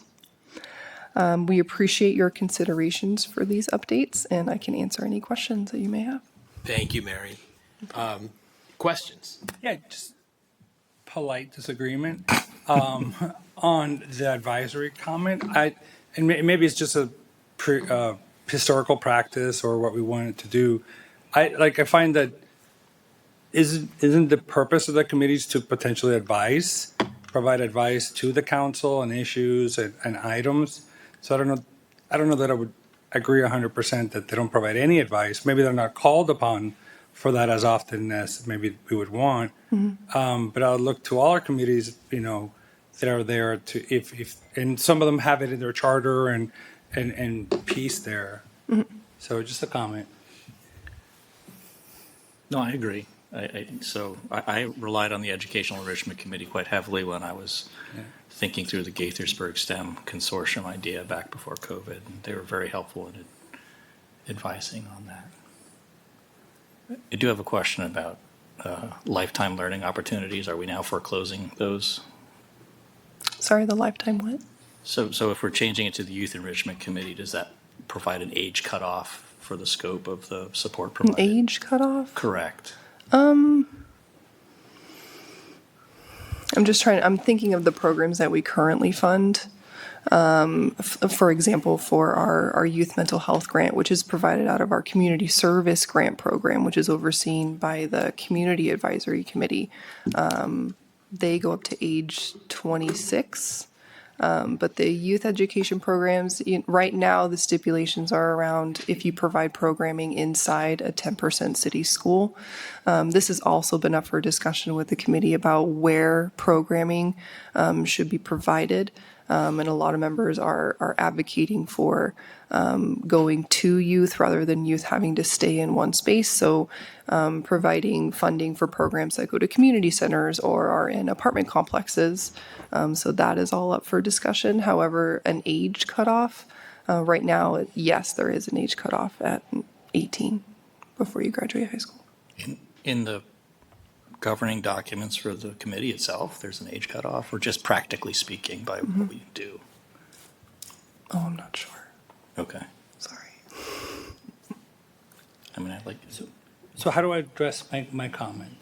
Which is, And looking at the all of Gaithersburg committees, they're all advisory committees in a way. Like that's what Right. it says on the webpage. And I think the community advisory committee wanted to accurately reflect what these programs do for the Gaithersburg community, and that is their main goal. They want to provide the most impact with the amount of funds that they have to quality nonprofits who are able to provide those services. I know there's a, not every committee has a charter, some do, some don't. Is that a staff, like is a charter like a mayor and council review and approval, or is that a staff? I don't know the answer to that. We can find out. Yeah, I mean, I'd say I actually like impact because it does capture Yeah. the more holistic function of it. Now, I would say, I wouldn't say they don't do advice. Maybe they just don't right now, but they're, but this is the distinction I'm trying, the name is less important to me, is more like that we're not taking the advisory out of their substance of what they're doing. Not at all. Yeah. And I don't see like taking the advisory out as shifting away from, they're still going to be doing their recommendations on where they see funding would make the most impact within the community. We still do our yearly update. We're planning to go actually in front of mayor and city council next year rather than just submitting a memo to present to you guys kind of a 3-year report. And so I don't see like the advisory as something that's being taken away, but rather impact gives more of an accurate description of what the programs that these members oversee provide the community in Gaithersburg. No, I agree. Just the material said the community does not advise anybody. I feel advised. by Okay. it. I'm glad. Go ahead, Lisa. Thank you. For the principal and counselors breakfast, Yes, that ma'am. annual breakfast, I'd like that it's going to change to more interactive. How would that work? What would that look like? Actually, that's really, really exciting. I'm glad you brought that up. We have been, at Community Services, have been revamping our coalitions, not only with our providers who do all the work within the city, but with our faith-based providers. And we're looking to do the same with school-based providers or important stakeholders within schools who provide services to students. And so kind of following along the same cadence, what we've been doing with our faith-based communities, we had kind of a reintroduction after COVID. The relationships with our faith-based communities, it went really quiet because they've been, they're the boots on the ground doing the work and they're focused on that. And so reestablishing those relationships, being able to support city-based programs like our holiday giving program was very, very important. And so we had a celebration breakfast. Let's get together. What can we do? And so that is turning into a biannual meeting of where we can meet and discuss issues that we're seeing within the community or how we can help with other city-funded programs. So the same thing would be for the principals and counselors appreciation breakfast, rather than it being just a one-time-a-year appreciation breakfast, kind of we're speaking to you. It's going to be a similar coalition where we're able to meet as an interactive forum regarding student needs, emerging trends, and community resources. Sort of a sharing across the aisle, if you will. Glad to Jim? hear it. Oh, I'm sorry. Go ahead. No, I'm just happy to hear that change. Thanks. Jim? So I'm going to blame Rob because he made me start thinking. And, that always gets us in trouble. God, Rob. No, but he brought up the idea of lifetime learning, and it got me to think about, could there be future opportunities for things like lifetime learning or, special needs communities that might be over the age of 18. I'm just wondering if we struck the word youth from it and just make it education and enrichment, it doesn't preclude those possibilities in the future. Just wanted to get people's thoughts on that since Rob kind of teed it up for us. Lifetime learning. That's what you said. I couldn't hear the second word, lifetime learning. As everybody knows, Montgomery County is a very rich in resources and support.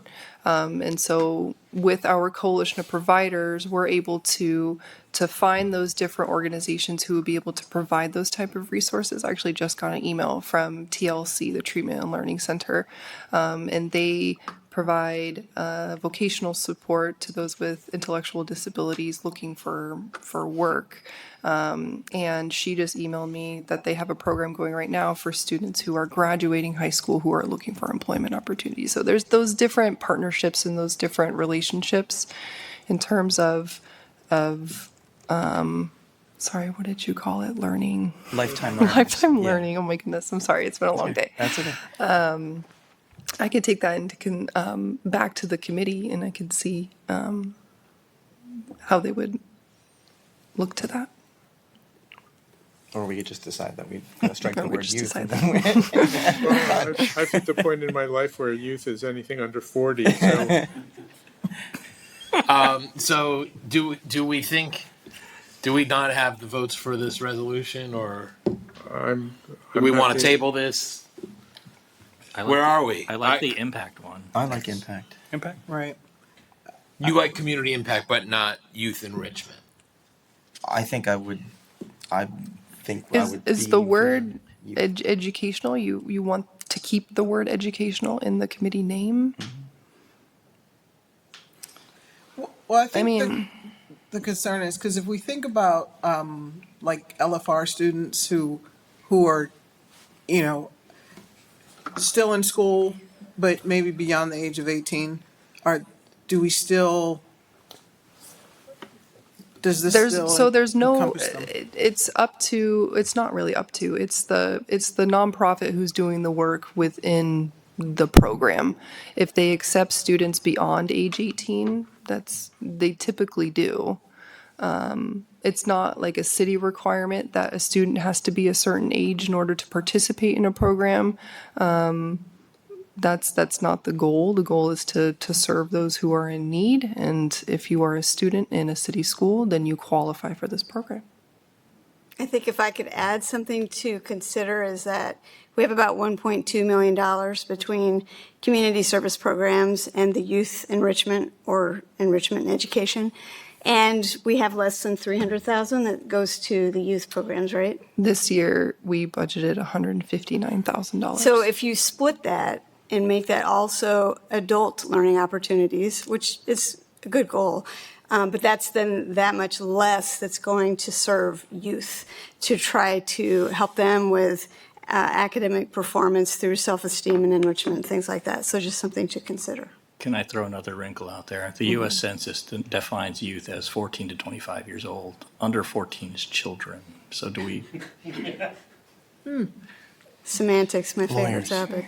So, yeah, I mean, it's typically, like right now, one of the things we're talking about is that the requirement to be funded through the youth program is it has to be tied to the schools. But like Mary said, you have transportation issues, and it's a lot of times more effective to provide the service where they live, right? So they don't have to go from school. But that school variable is what was taking us through high school. And so then it wasn't an age, it was where you were in the school doing your system. work, yeah. I like the impact one. It's very impactful. All right. Well, Let's go with that one. why don't we do the vote on the resolution on the community to change community advisory committee to community impact committee. So moved. Second. All those in favor, please say aye. Aye. Any opposed, say nay. Okay, that one carries 5-0. And just to clarify, Mr. Mayor, we're going to get some guidance on the charter piece. We have to do some research. Okay. You can task the committee to advise Okay. on it. I'm not sensing that we have the votes to get this done on the Educational Enrichment Committee. So, but maybe with some more background information, you guys, this would be palatable. Or do we think that this is just we're not ever going to go for a Youth Enrichment Committee? So I don't, particularly with Rob's census definition, I don't have a problem with the word youth, especially in the mission if we define, sort of like we did with the impact instead of advisory. It still serves an advisory role. I think if the mission states what we're really after, I don't know that the word youth is that problematic. Not for me. Yeah, same. Well, but youth is anyone under 40 for you. That's right. It sounds like the work that's going to be done, especially hearing the budgetary things, it's going to be focused on this age group. It doesn't mean we can't do something elsewhere through the senior advisory or elsewhere. So if the majority of the council thinks that this makes sense, then I'm happy to vote for it. I don't think we need to belabor the point, but I would rather send it back. To me, it's school aged, which is longer than youth, right? So if we say youth in this situation means school age, or we could call it school age, or Anyone under 40. yeah. What I would support is sending it back to the committee with kind of what we've discussed here and see where they are on it. I do want to respect their deliberation. All right. Plus, we're going to get back information on the charters, which will give us more flesh. So you want to make a motion to that effect? Move to send it. Move to table it so that the Educational Enrichment Committee can deliberate a little bit further on the guidance we've, or our concerns or whatever you want to call it. Random Okay. musings. Okay. Second. All those in favor, please say aye. Aye. Any opposed, say nay. Nay. Okay. All right. Well, do you want to make the motion? yeah, I move the resolution as or the So changing Educational Enrichment Committee to Youth Youth Enrichment Enrichment. Committee. Okay. Is there a second? Second. Okay. All those in favor, please say aye. Aye. Any opposed, say nay. Nay. Okay. That carries 3-2. Okay. Thank you all. Thank you guys very much. We're going to go back now to the item that we pulled, item G from the consent agenda, the traffic signal at Old Town and South Summit Avenues. And Mark, I'm sorry I kept you here this late. This is my All Jim's fault. Mark didn't forget. you all.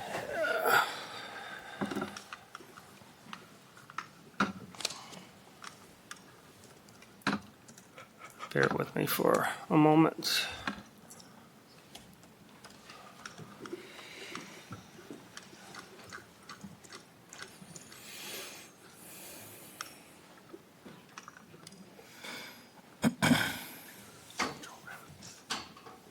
Thank you. Good evening, Mayor and City Council members.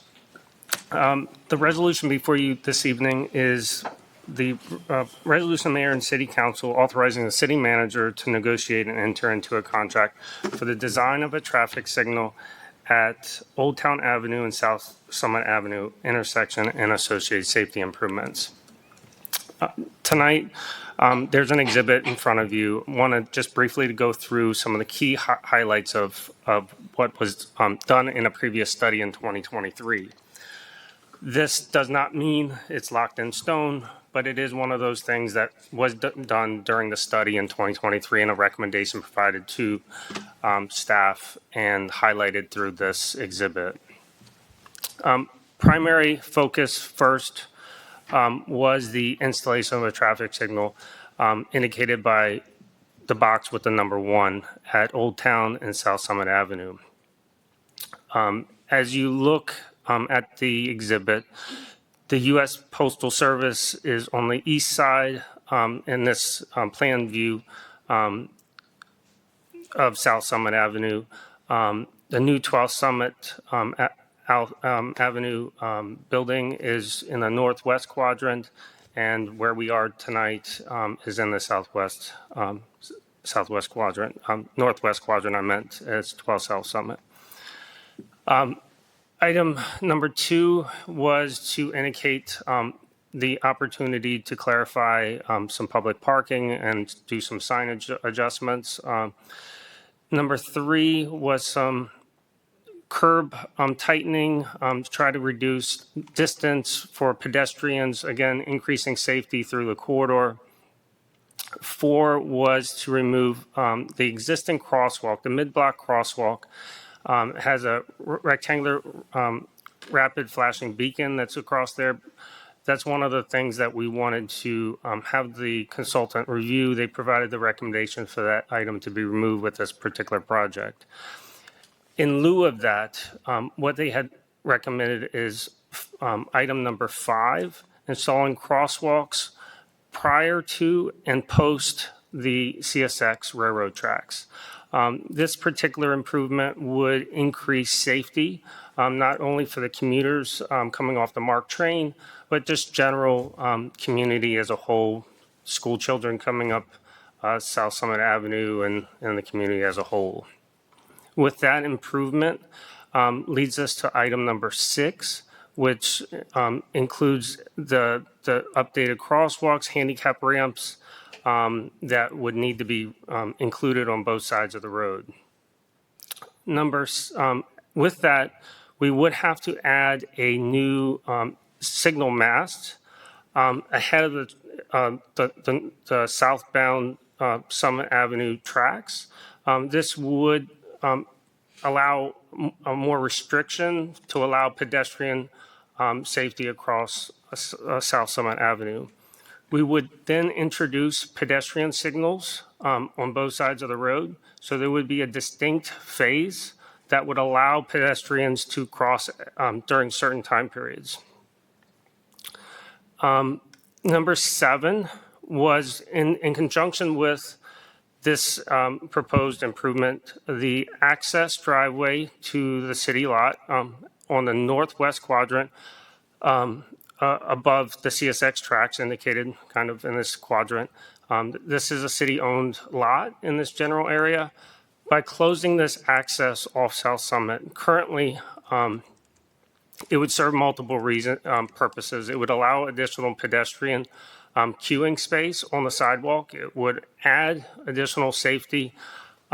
It's something that we still have to evaluate to see if it's the right choice to do here, but it was an item that was recommended with the study to improve safety through this area.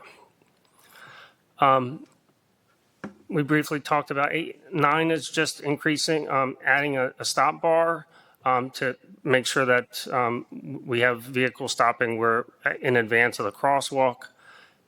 And number 10, we're looking at restricting one-way traffic on Wells Avenue. That basically helps to improve making sure there's reduced movements near that intersection of the railroad tracks. It does mean that access would be through the main exit at City Hall indicated at near item place number 2. There was an RFP that the city staff has put out, RFP 2026-012. It was advertised October 1st, 2025, and closed October 29th, 2025. The RFP was advertised on the city procurement page as well as email and marketplace. We received 3 total proposals. They were evaluated, and the highest scoring was Wallace Montgomery and Associates LLP, and that's our recommendation tonight is with Wallace Montgomery. The resolution authorizes the city manager to negotiate and enter into a professional services contract for the South Summit Avenue and Old Town Avenue associated pedestrian safety improvements. If at this time, I'll take any questions that you may have. Questions, comments? Jim? Thank you, Mr. Mayor, and thank you for doing this. And I know this is something that we've talked about for a long time, and this is a part of that safe routes to school corridor. So these are definitely welcome improvements. I have definitely talked about this traffic light and the need for this traffic light for years, long before I was on the council. Definitely looking forward to seeing what comes back from the study. There are some things I'm very excited about. There's some things I definitely have questions about, and we'll see what the final recommendations are, particularly taking traffic from Wells through a parking lot at City Hall. That I'm curious to see how that would work out, and also what the reaction from the business. Well, I guess it's only one or two businesses now currently open with that lot being closed off.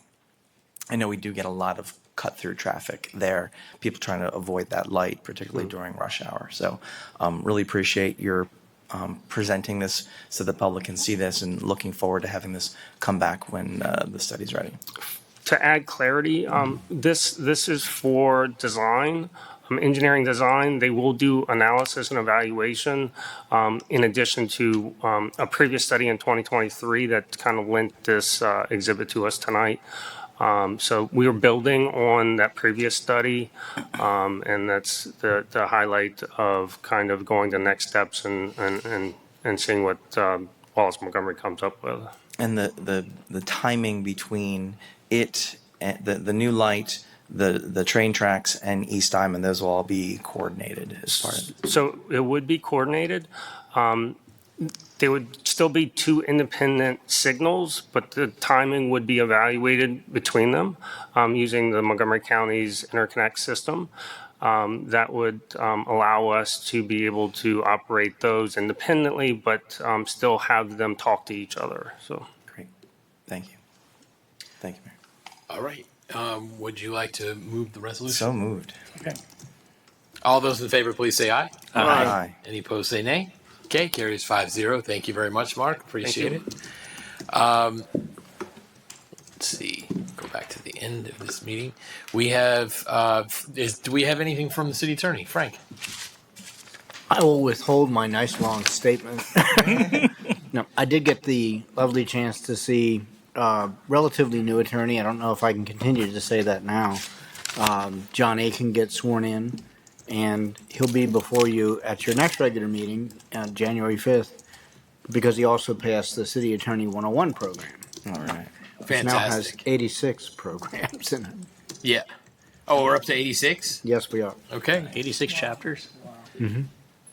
Last I heard was 82. So It was 82, and I was, as I said, at one point I was thinking, well, if I can get a couple of dozen, I'm doing pretty well. But it grew from there. You know, 100's a round number.